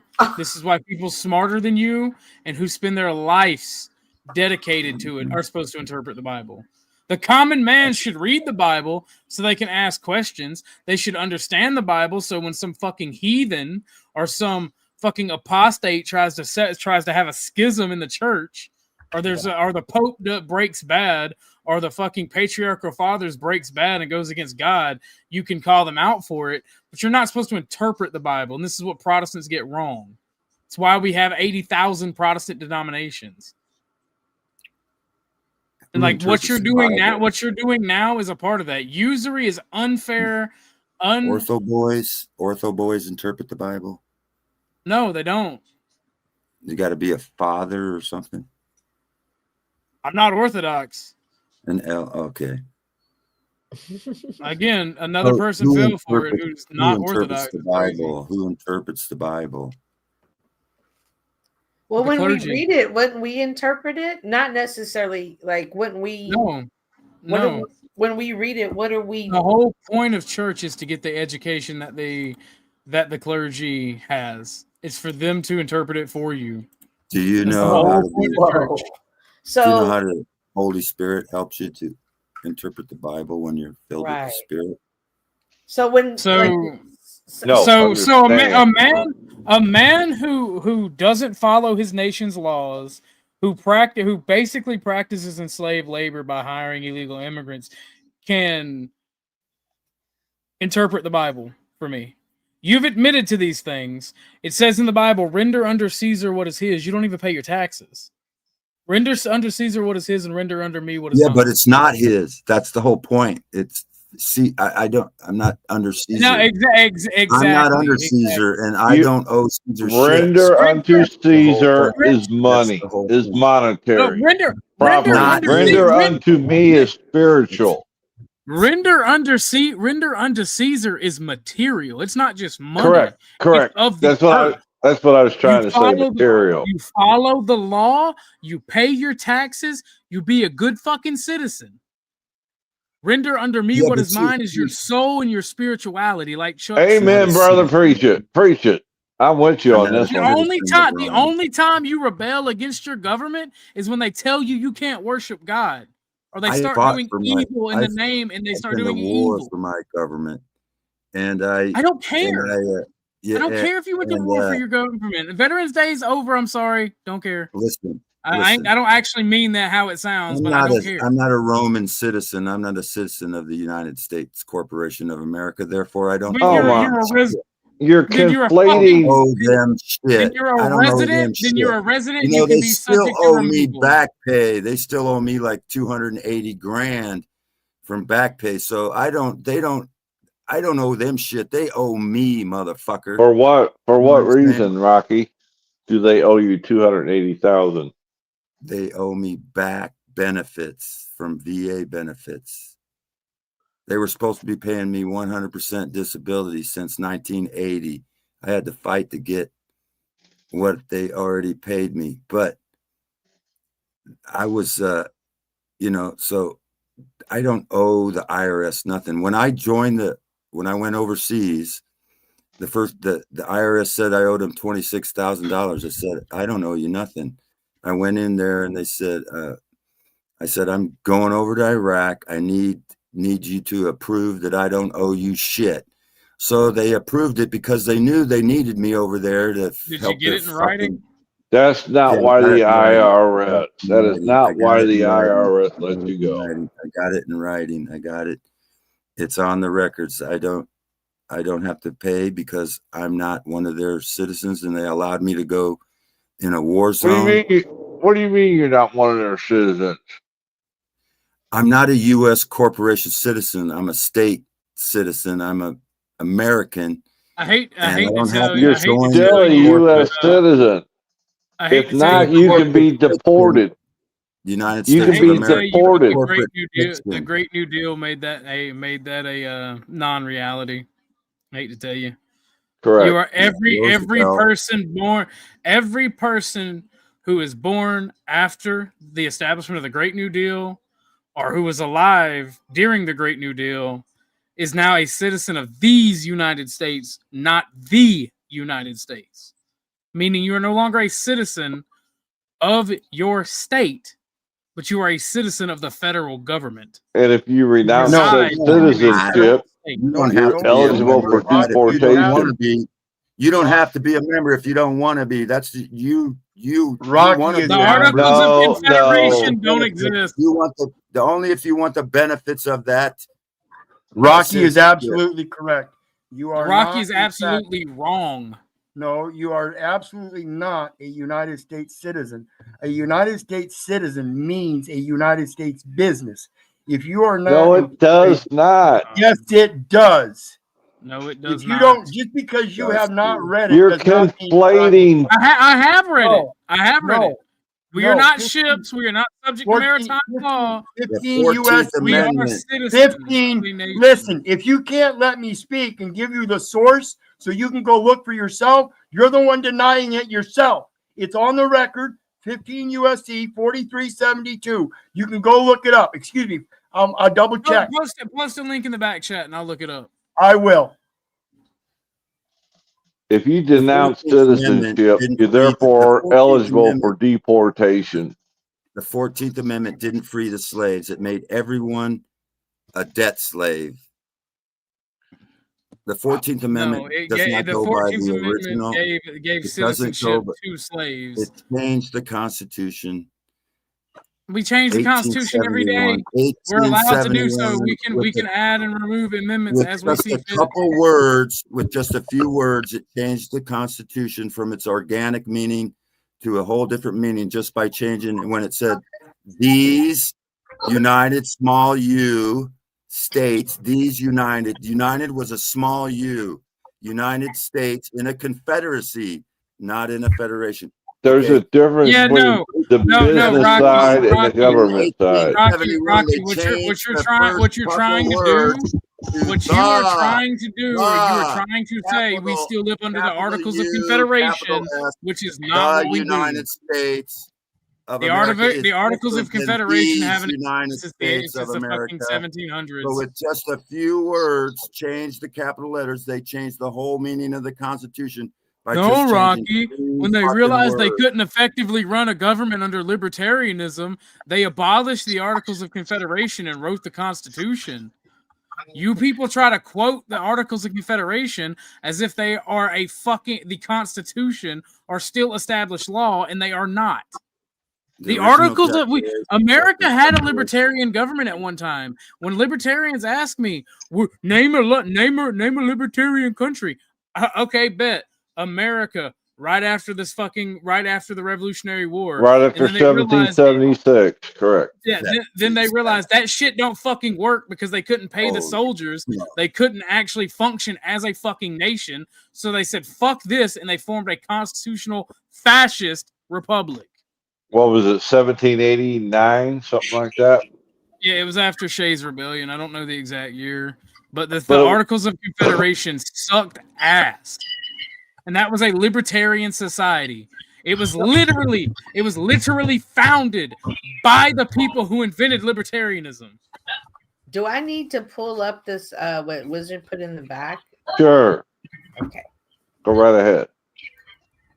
So liberty is not the same as freedom. Liberty is play on words. 1776 liberty. Hold on. 15 U.S. Code 4721 trade shows. What?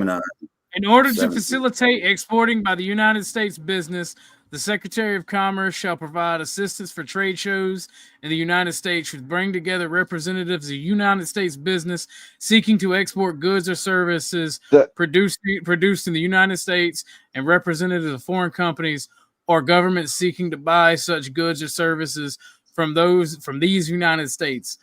That is separate from the government.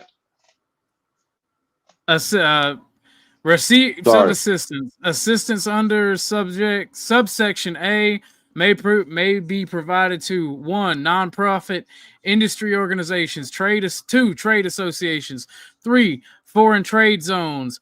And America ain't nothing but a trade zone anyway, thanks to the small hats. 4.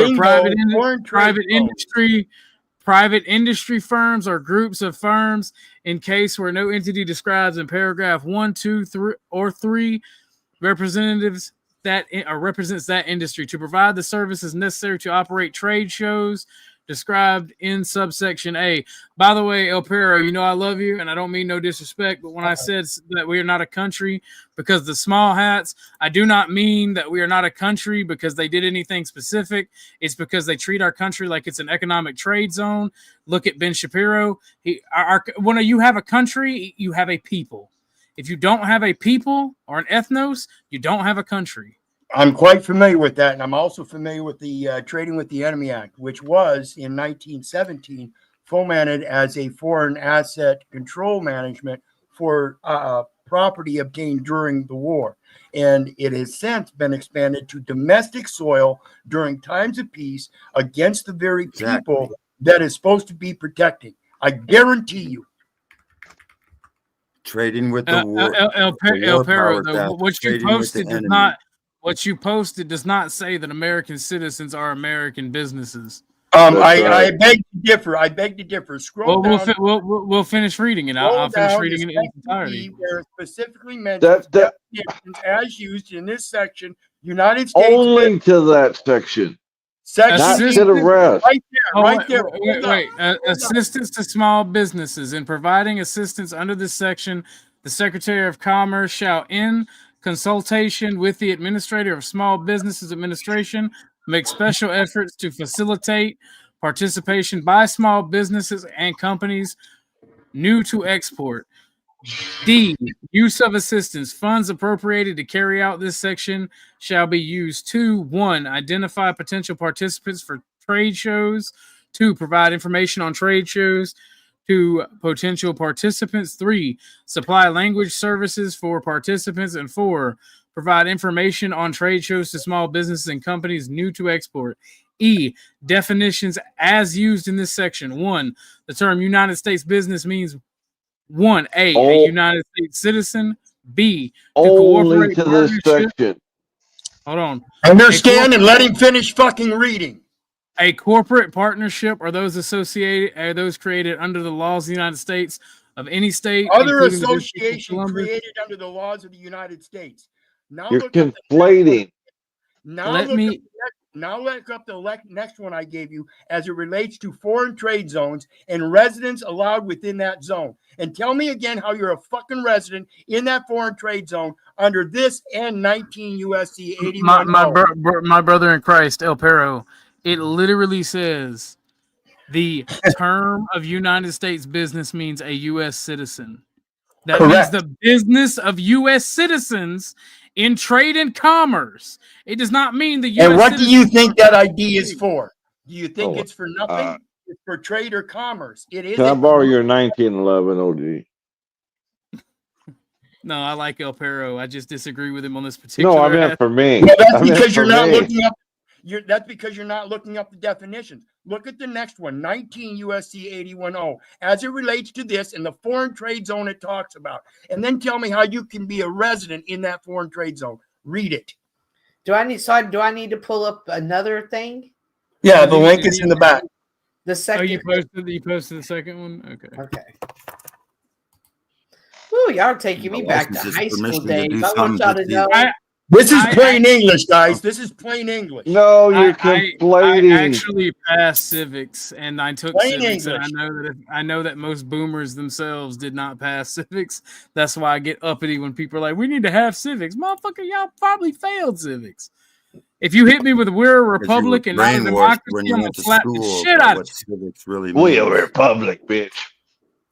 Fuck you, Chuck. Okay, hang on. Chuck, actually, I will handle this with respect and dignity. All right, old man. Not all republics are democracy. Not all democracies are republics, but all republics are democracies. Correct.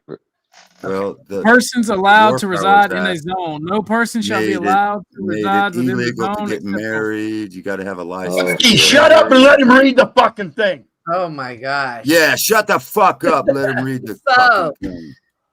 Ortho. What's up, Miss? This is it, right? Do I have the right one pulled up? Yes. Okay. So, persons allowed to reside in the zone. No person shall be allowed to reside within the zone except federal, state, or municipal officers or agents who reside. Presence is deemed necessary by the board. rules and regulations for employees entering and leaving zone. The board shall prescribe rules, regulations regarding employees and others entering and leaving. You can go beyond the resident. You don't need to go beyond the resident. Persons allowed to reside in the zone. Now tell me how this is the Chamber of Commerce. Shut up and let me fucking finish. What the fuck is wrong with you, Chuck? How do you expect to be able to claim that you're a resident when this definition, which applies to everybody across the board here, customs code, this is customs code, this is your mail and everything. And when you enter that, you're a resident in the zone. Explain that. If That's not how that works. They're talking about private property. No, it's not. No, it's not. They're talking about private property related to the business. No, it's not. It mentions nothing in here about private property. Now you're doing the exact same thing that you're conflating that I'm doing in the last code. No, it's literally referring to the zone. Public code. This is a public code, and it says foreign trade zone. And what is the foreign trade zone? If you click on the Chamber, find out from the Postal Service what if you click on the word zone, Miss Cynthia, it'll give you the definition. Yes, click on that zone right there. Foreign trade zone. The term zone means a foreign trade zone as provided in this chapter. And that is the zoning improvement plan under the zip codes. Each one of them is a no. Yes, how is it a foreign trade zone when it's within the United States? It's literally United States. You know that the United States is located in Washington, D.C. So now tell me how all these zip codes are located in the United States if the United States is located in Washington, D.C. Tell me again how the grammar is wrong. Because it says within the zone, except federal, state, or municipal office. Oh, what the fuck is wrong with you people? The state includes any state, the District of Columbia, and Puerto Rico. I am reading it, and I'm telling you, you're wrong, El Perro. I love you to death, but you're wrong.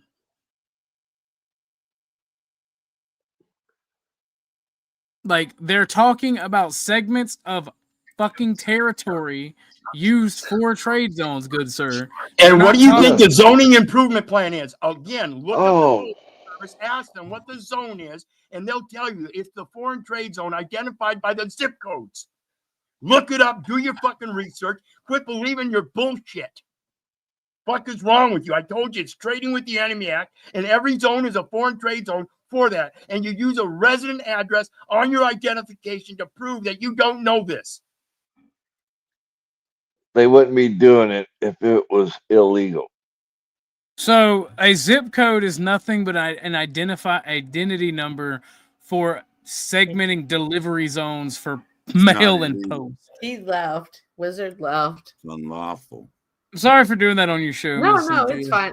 This is when y'all were doing this and I got out of my high school, I had to run out of that classroom in my head. I was like, I can't be here no more. I started thinking, like, is this the toxicity that perhaps old Joe was talking about? And I think this is man talk. This is culture. This is how some men. It is. Right. So remember, old Joe is Canadian and thus a woman. This is taking something that has to do with a foreign business and trying to apply that language locally. Well, it's not just a foreign business. It's Americans doing business with foreign groups or foreign individuals. Right. It's not exactly like he's not exactly wrong, but he's not right. It's specifically for like designating areas for like private property owned by foreign businesses that do business in the U.S. are like the only people that can be there are the employees. And if you go back to the original, it had to do with trade shows. Yeah, originally it was meant to deal with the enemy, like foreign, like dealing with the enemy. The Foreign Trade Act was about dealing with the enemy, but then they turned it on us, and now it's being used. El Perro, there's I want to read it. El Perro says, right. Plain fucking English, and you wish to remain in your comfort zone, bitch ass slaves to the identity. That is why you carry IDs in versus ego. Each section clear under the U.S. code has a book of definitions for that section. You cannot take this section and apply it to this section. It doesn't work like that. Any normal thinking human being can see that. That's why each section has a list of definitions for that section and that section only. Man, I was reading it too. I work with the foreign trade zone. What's happening? Am I wrong, OG? No, unfortunately, El Perro believes strongly in his misidentification, and I love him to death. So I'm not going to cuss him out, call him stupid or anything. He can do that to me. I didn't say that. No, I'm just saying, like, he can do that to me. I think But El I'm not going to do Perro's that to him. right. I think he's right that the War Powers Act was originally meant to deal with the enemy during World War I, but they switched it on us, and now the definition includes all U.S. citizens. That's why you have to get a license to get married. You have to get a license. That's got nothing to do with the War Powers Act. A license is permission to do something that's illegal. Oh Lord. Oh Lord. What's the definition of license? Lord. It doesn't say illegal, does it? Lord. Help me out here. Between illegal and unlawful. You can make anything legal, but it doesn't make it lawful. Okay, Paul. Wizard says I can and have bought not only many sources, but my firsthand experience, and yet you sit in denial. You will only accept what you have already set your mind on. That is your mindset. Says a lot about a man. I mean, I'm a fascist, and if I want to do something, I'm going to do it. I don't give a fuck if you're right or I'm right. Do that too. I'm a fascist too. Well, no, people don't understand, right? They think because fascism is authoritarian and this, that, and the third, right? I only accept this because I agree with people that I agree with, right? If I agree with my government and I want to exercise my will, then I can be a. Hold on one second. Sure. Make sure to hit that like button. I can't believe it. It's so wild. Like back here on StreamYard, it says we're not even live. So it says go live. It's still telling me to go live. Oh, wait a minute. Yeah, my phone says this is a scheduled show. It's not even right. However, when I go and look on the stream, I'm obviously live. So it's so confusing to me right now. So what I was saying about fascism, right? Is to me it's not perfect, but it is the only system in which the individual has complete autonomy and repercussions for their actions at the same time. Right? You don't have to agree with the group. You're responsible for anything that happens that you do. Right? I don't give a fuck. I'm going to do what the fuck I need to do to take care of my family and get what I want done and desired. And I have any option. The world is at my fingertips. I can do whatever I want or whatever I deem necessary. If sitting on my ass and biding time I think is necessary, I can do that. If I want to go out and do something stupid, I can do that. But on the opposite end, I bear complete responsibility for my actions and how it affects other people. That's what you guys don't understand. Because every action that you have, you affect someone else. That's the difference between libertarianism and fascism. We understand our actions not only have consequences for ourselves, but other people. And that's the fascist? Yes, that is That's literally me too. that is literally that. I'm fascist too. Based everyone, I'm making everyone fascist this year. That's my slated goal. You don't have to be an authoritarian asshole. You just have to understand that every action you take has an effect on society. What's your definition of fascism? I just told you my definition of fascism. Oh, I thought fascism is entire autonomy over the self, while understanding that what you do has consequences for other people, and you are beholden to those consequences. And then expanding upon that definition, when you talk about fascist politics, it is about getting with like-minded organizations and people and exercising your will to make the world whatever you want it to be. The weak should fear the strong, and the stupid should fear the smart. Like I believe in meritocracy and fucking putting in what you work. And to me, and everything I've ever read, like actually read, that's fascism. Everything the communists bitch about and call fascism is what I'm describing to you. And if you're libertarian, no, you can't be fascist because you're selfish and you're missing the key concept that everything you do affects not only yourself, but other people.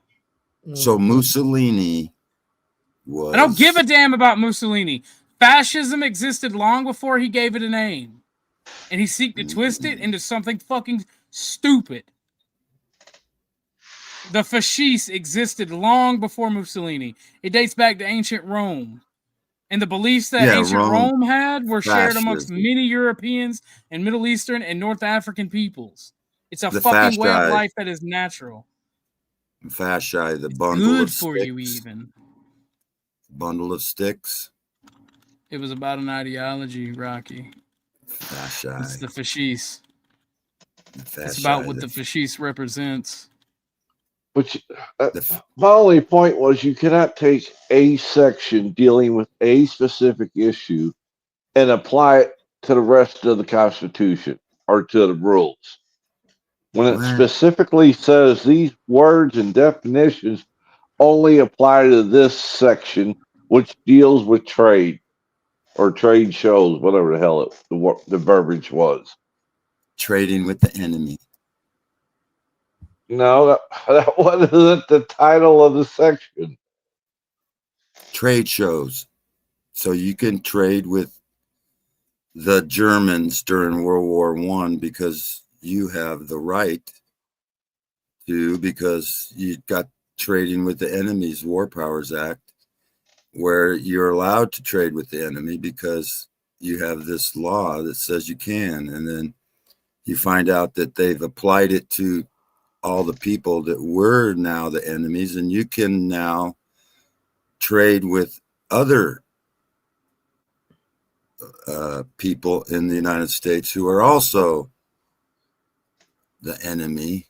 Because how are you getting that far down the dirt road? We are the enemy. We are the enemy. Applies to foreign governments. Business the enemy. My we brother are in Christ. foreigners. This is why I get so aggravated.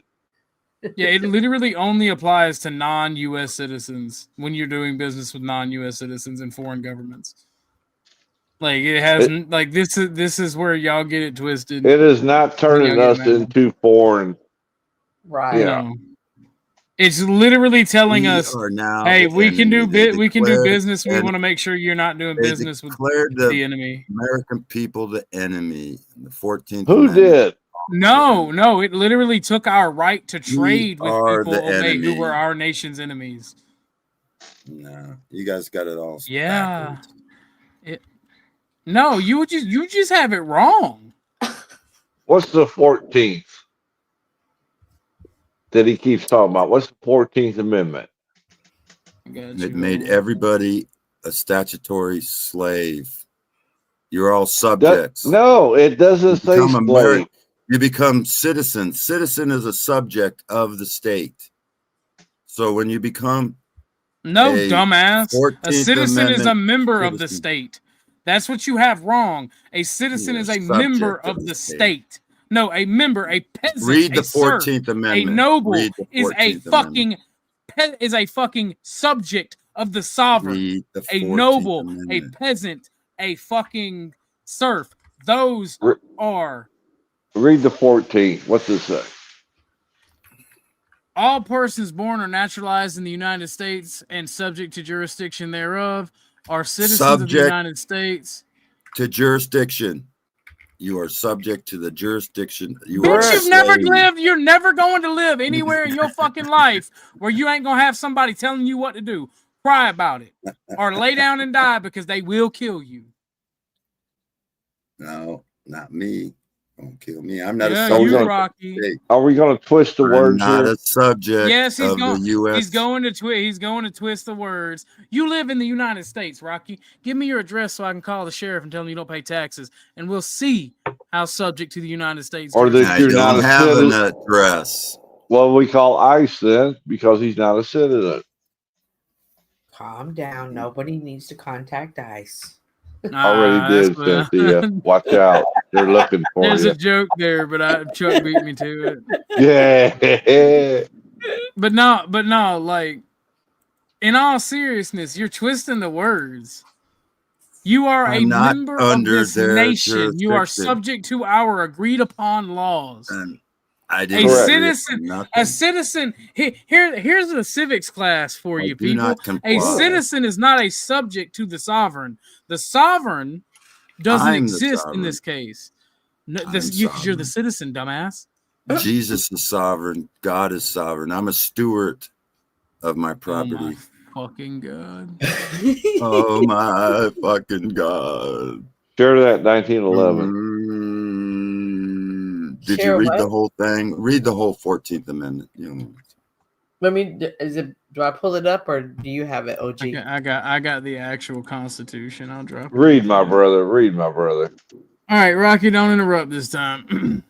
All persons born or naturalized in the United States and subject to the jurisdiction thereof are citizens of the United States and the state where they reside in, and not either or, and the state where they reside in. No state shall make or enforce any law which shall abridge the privileges or immunities, those two words are very important, of citizens.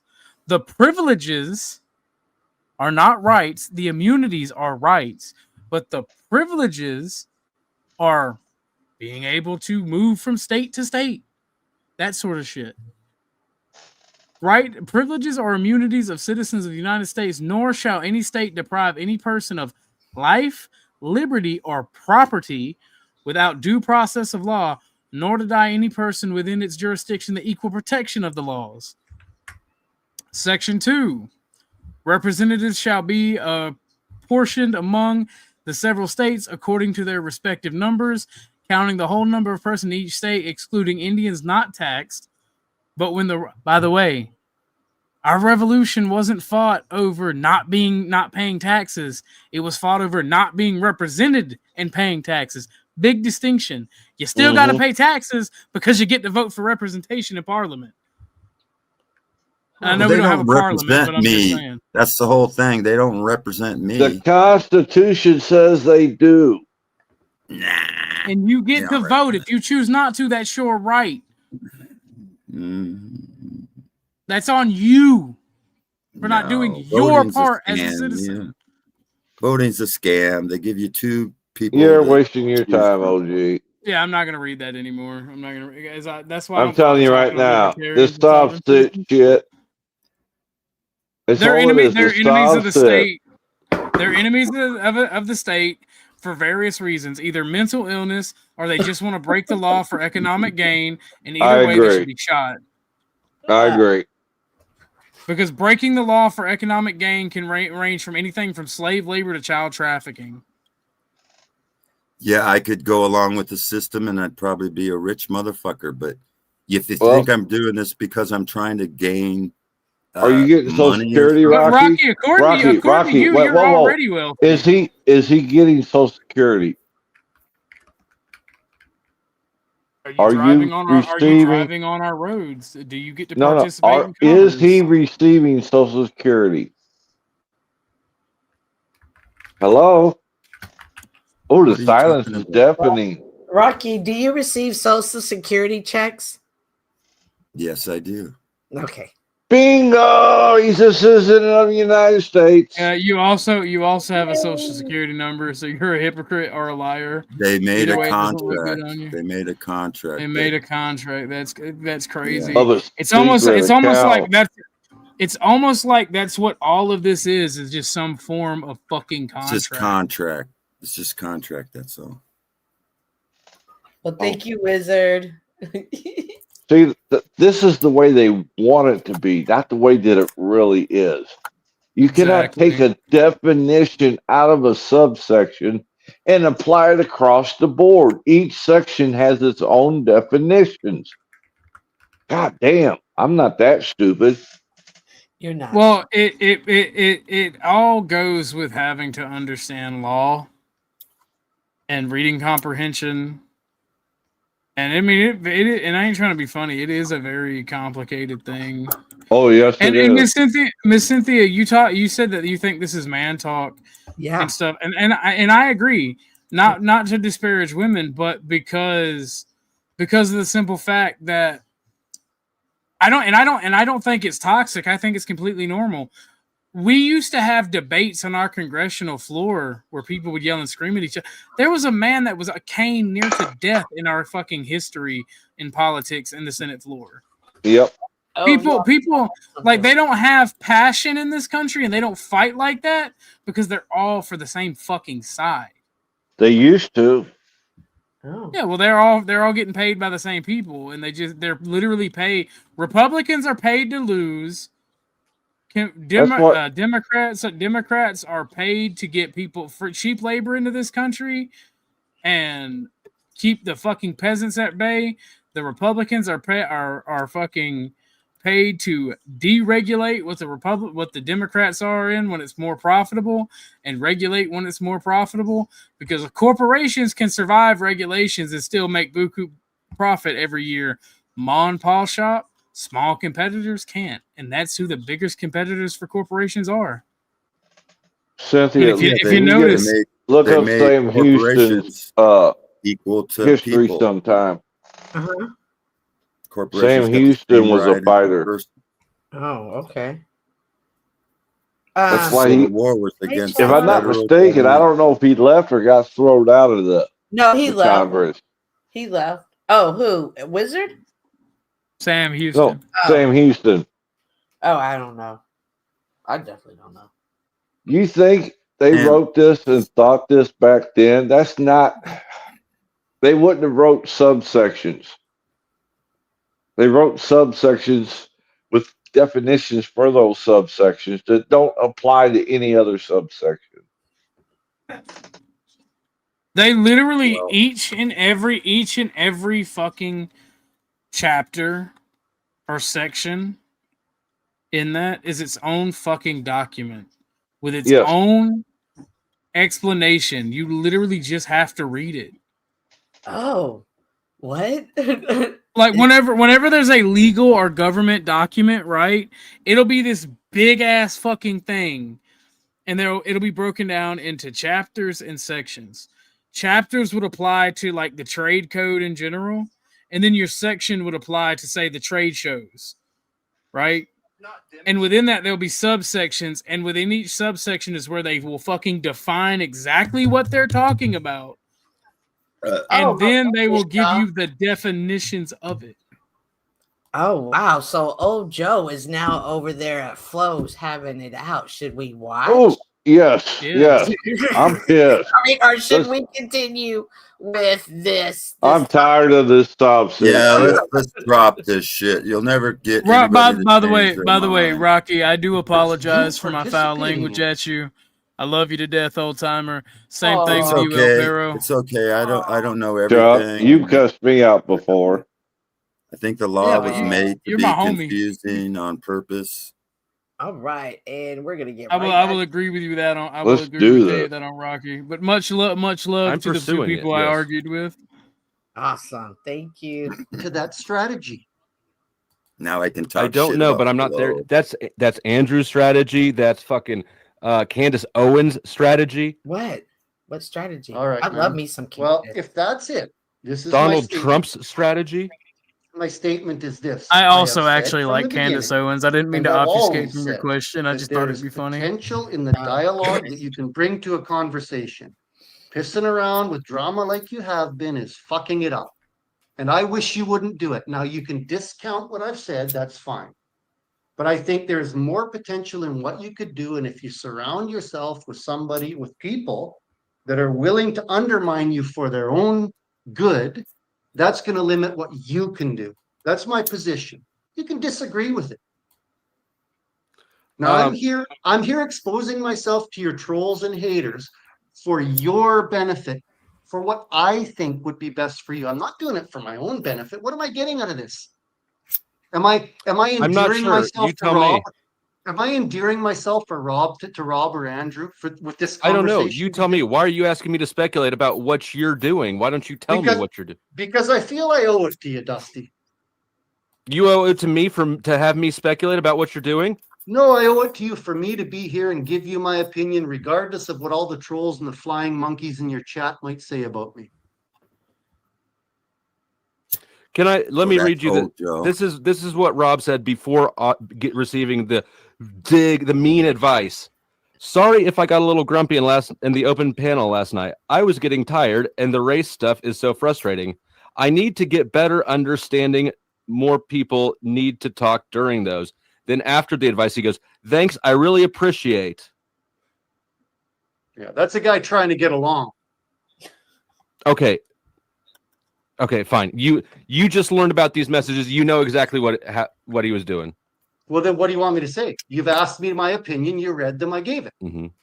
So why why do you think that I should interact with people in good faith when they've demonstrated that they're interacting with me in bad faith? Well, first of all, I think if you go back in some of the conversations you've seen, it's my opinion that you do have a person that's interacting in bad faith that you can't see. I have lots of them, no doubt. Yes, you do. Is that what you want? No, but it is inevitable. It is reality. Okay, yes, it is. So why not let it be reality with Rob and Andrew if that's what gets you debating, streaming on a larger scale and with bigger money than what you're getting now? You're going to have 70, 80 viewers in this crap. You know what? You tell me, you get me unblocked with Rob, and I'll go ahead and give what you say a try. Try your suggestion if you get me unblocked at Rob's. How about that?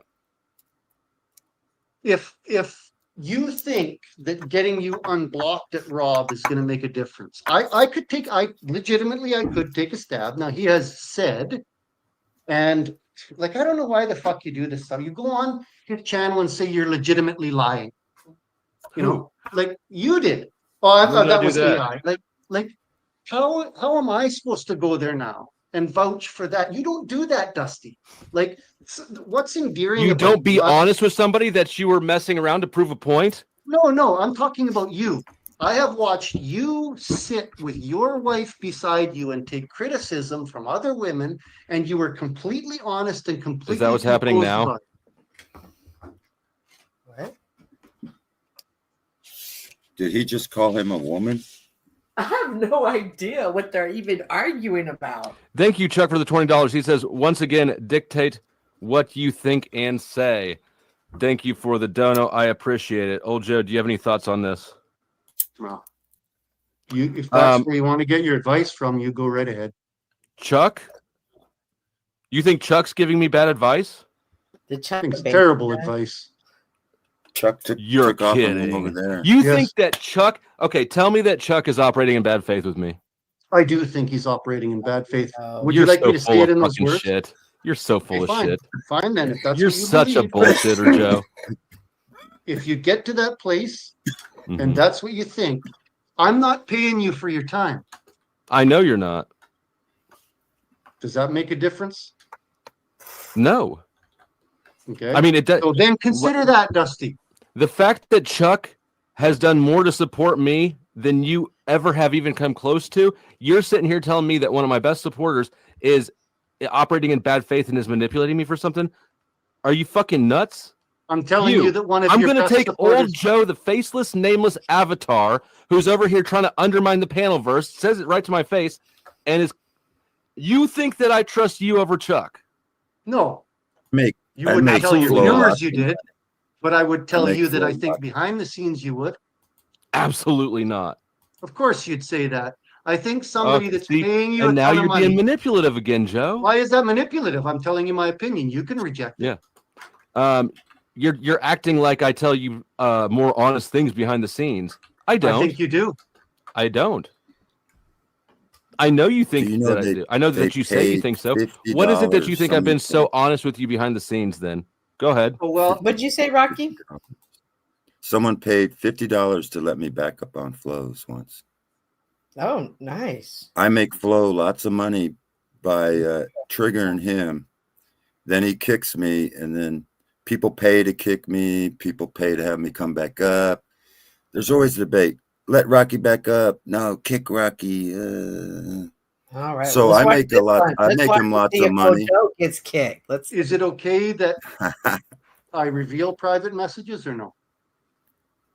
Sure. Just let me know when and where they were so we can look at them together. Let me think about this. Can you cam up while you do it, though? No. Why not? Because I don't trust this place. It sucks. I told you. Don't be a suck-ass person and you won't get suck-ass results. So it's just because I'm shitty that the panel versus shitty. Is that it, Flo? Do I seem to be having any issues? Yes, you do. I'm not. I try to go up to flows in order I would disagree. I know that you would. You think the whole thing is toxic from the someday. top to the bottom and you want to burn it down. No, that's not what I said at all. That's what I said. That is what you said earlier today. No, you weren't listening then, were you? Did you say the whole place is toxic? What message did you share with your mother? What message did you share with your mother about me, Flo? Oh, what? Oh, what was that? It was something kind. You said something good. Why share it with her?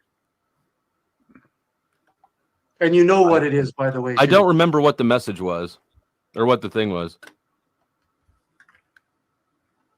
Is it correct if I say there are a few people that you care about in the world? Your family, Mrs. Flo, your children, and your mom? Sure. Why share something from some toxic piece of shit like me with them? I didn't realize at the time what a toxic piece of shit you were. Oh, well, thank you. Then that means that I won't be a loss in your life if I don't give you my advice anymore. No, you won't. I won't take your advice anymore. Agreed. Oh my goodness. Chuck sends in another $10. He says, apparently I own Dusty. Thank you, Chuck, for, I guess, continuing to own me. Joe, do you have any thoughts to this? What I have thoughts is, sir, is this. I have very much appreciated our interaction. And I do consider you, and I consider you a friend, sir. And I thank you for our discussions on religion and philosophy. Those have actually been life-changing for me. I appreciate our time together. I appreciate our time together. I think that you're love bombing me, but I appreciate it. I've enjoyed them I'm as just well. being honest. You can I don't undermine it. Undermining it keeps you safe. It's the truth. All right. Thank you, sir. Thank you for having me on. Did they break up? Did they break up? Are you still here, OG? Oh shit, I'm Welcome. back. Yeah, I am. Huh? You guys are back on. I was gonna see what Hold on, let me do some blah blah. Now, at the time I thought that since then my perspective on what's happening has changed a little bit. Well, wow. That's interesting. I don't know what happened, but I'm pretty sure it's heated and debated over there. I think we should close up and head over there. What do you guys think? They broke up. That's what I feel like. I feel like they broke up. I feel like, oh, Joe like just said, no, it's okay. They won't let me back up over there unless they pay $20. I don't think you were ever a main squeeze. I think you were just a side chick all along. I'm not trying to be rude about it, but that's what I think.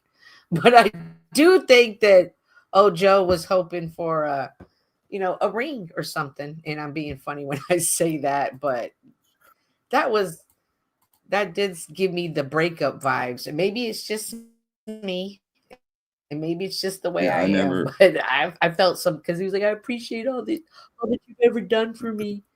So it was wild to watch that. It's crazy. But OG, before I go, Candace Owens, like, I'm really, like, there's so many things that she talks about on her panels that I feel like, on her show, that are some of the same experiences that I have here. So I feel a huge shift, and I'm happy. Well, I feel good that I'm not the only person that feels it, and not even someone way outside of my 6 degrees of separation can feel it as well. So this does let me know that something's amiss. You think she's exposing the real shit? Charlie Kirk exposing the real shit. I don't know that at all, and I don't even pretend to know that. But I do think that there's a puppeteer somewhere. Where that puppeteer is and who that puppeteer is over. Puppeteer. She has a puppeteer. I think I don't know. Yeah, she did talk about some handlers. She talked about handlers come into our lives at different stages. When people say that, I'm always curious, like, are they sent in, or is it just somehow coincidence? Someone who doesn't align with us that does take us off the mission. There's so many questions, so many different forces at work in this world. Some we can see, others we can't, but I agree, Snow. She is killing it. I don't know, Snow. Is it the externalization? I think it might be the externalization of the hierarchy. That's what Blavatsky said would happen at the end. There would be an externalization of the hierarchy right before, I think, this nation falls. They're gonna let you know who did it, and it's called the externalization of the hierarchy. Wow. I do appreciate you coming up, Joe. I mean, shit. I'm tired. OG and Rocky. OG, if I still have this live, how am I going to end this stream? I'll just go into StreamYard and end it, right? You can end it in StreamYard, or you can end it on the in your YouTube studio. Okay, I agree. I think the simplest way is to end it in StreamYard. Well, it's kind of wonky in here right now. It's telling me I'm not even live, so I don't even know how long we've been live, and I don't know how many. You're under attack. You're under attack. Some kind of attack. I'm gonna go ahead and shut her down. Anything you want to say before you head out, Rocky? Thanks for having me. I love everybody. I'm just here to spread the gospel, and I go to Flows not to harm him, but I'm trying to one day that maybe he will give a testimony how he received Christ and how Rock was right and Cynthia was right. We all need Jesus. I'm right there with you. I'm right there with you. And when I see all the believers around Flo, all the believers that are ministering to him in one way or another, I always think, man, Flo must be a very special man for so many people to flock to him that wanted to see him in that light. I always appreciate talking to you, Rocky. We definitely align on our ideology, so anytime you are always welcome here. OG is wild, you being here. And they give the peace sign. They like to give the peace sign and the I love you sign. The devil horns, and they're all the same. It looks like the peace sign looks like a Playboy bunny, a Playboy bunny. A Playboy bunny. It's all the Playboy bunny. Awesome. Well, I'm going to go ahead and drop you back, okay?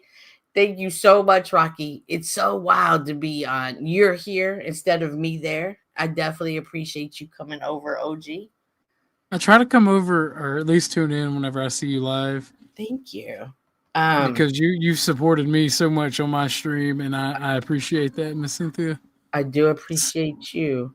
I'm going to go over there to Flows to see what the hell happened. I already got the StreamYard link open. I was just waiting for you to end it. Awesome. All righty. Well, you go ahead and take off. I'm going to do my final words. I'm going to post a link in the back chat for you. Oh, cool. Thank you. This is Flows, I believe. Awesome. Thank you. Have a good night, Miss. Well, I'll see you over at Flows, actually. I'll be there.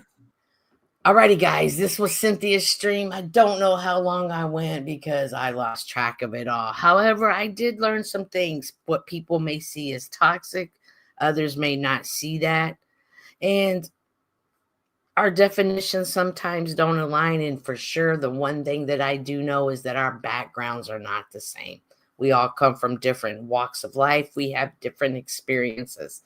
At some point, I do hope that we can all come together. I mean, is it possible? I want to believe it is. However, I believe it will take some work, but just accept each other as we are. Thank you again so much for tuning in. Someone asked earlier, hey, how come you're not monetized? It's the watch hours. I don't go live a lot, so my hours always build up and then they go back down, build up and go back down. But I will put forth a more of an effort because I did enjoy this evening. And sometimes we need to just have a woman's perspective. So with that being said, I'm going to put this up, but I don't know if it's going to play because I'm going to go try to figure out how to end the stream now that this is all wonky. When I was a little boy, Mama, we had one coat. It was freezing. And I said, Mom, why you get to wear the coat? I get cold. You know, because that's your little brother. I said, Mom, I ain't going to school. It's cold out there. She said, I tell you what, give me that goddamn coat. She said, stick your arm in that side. Okay, you stick your arm in that side. And then she zipped it up the middle. Now both of you motherfuckers got a damn coat. This is how it works. Nobody will freeze, but everybody gonna compromise.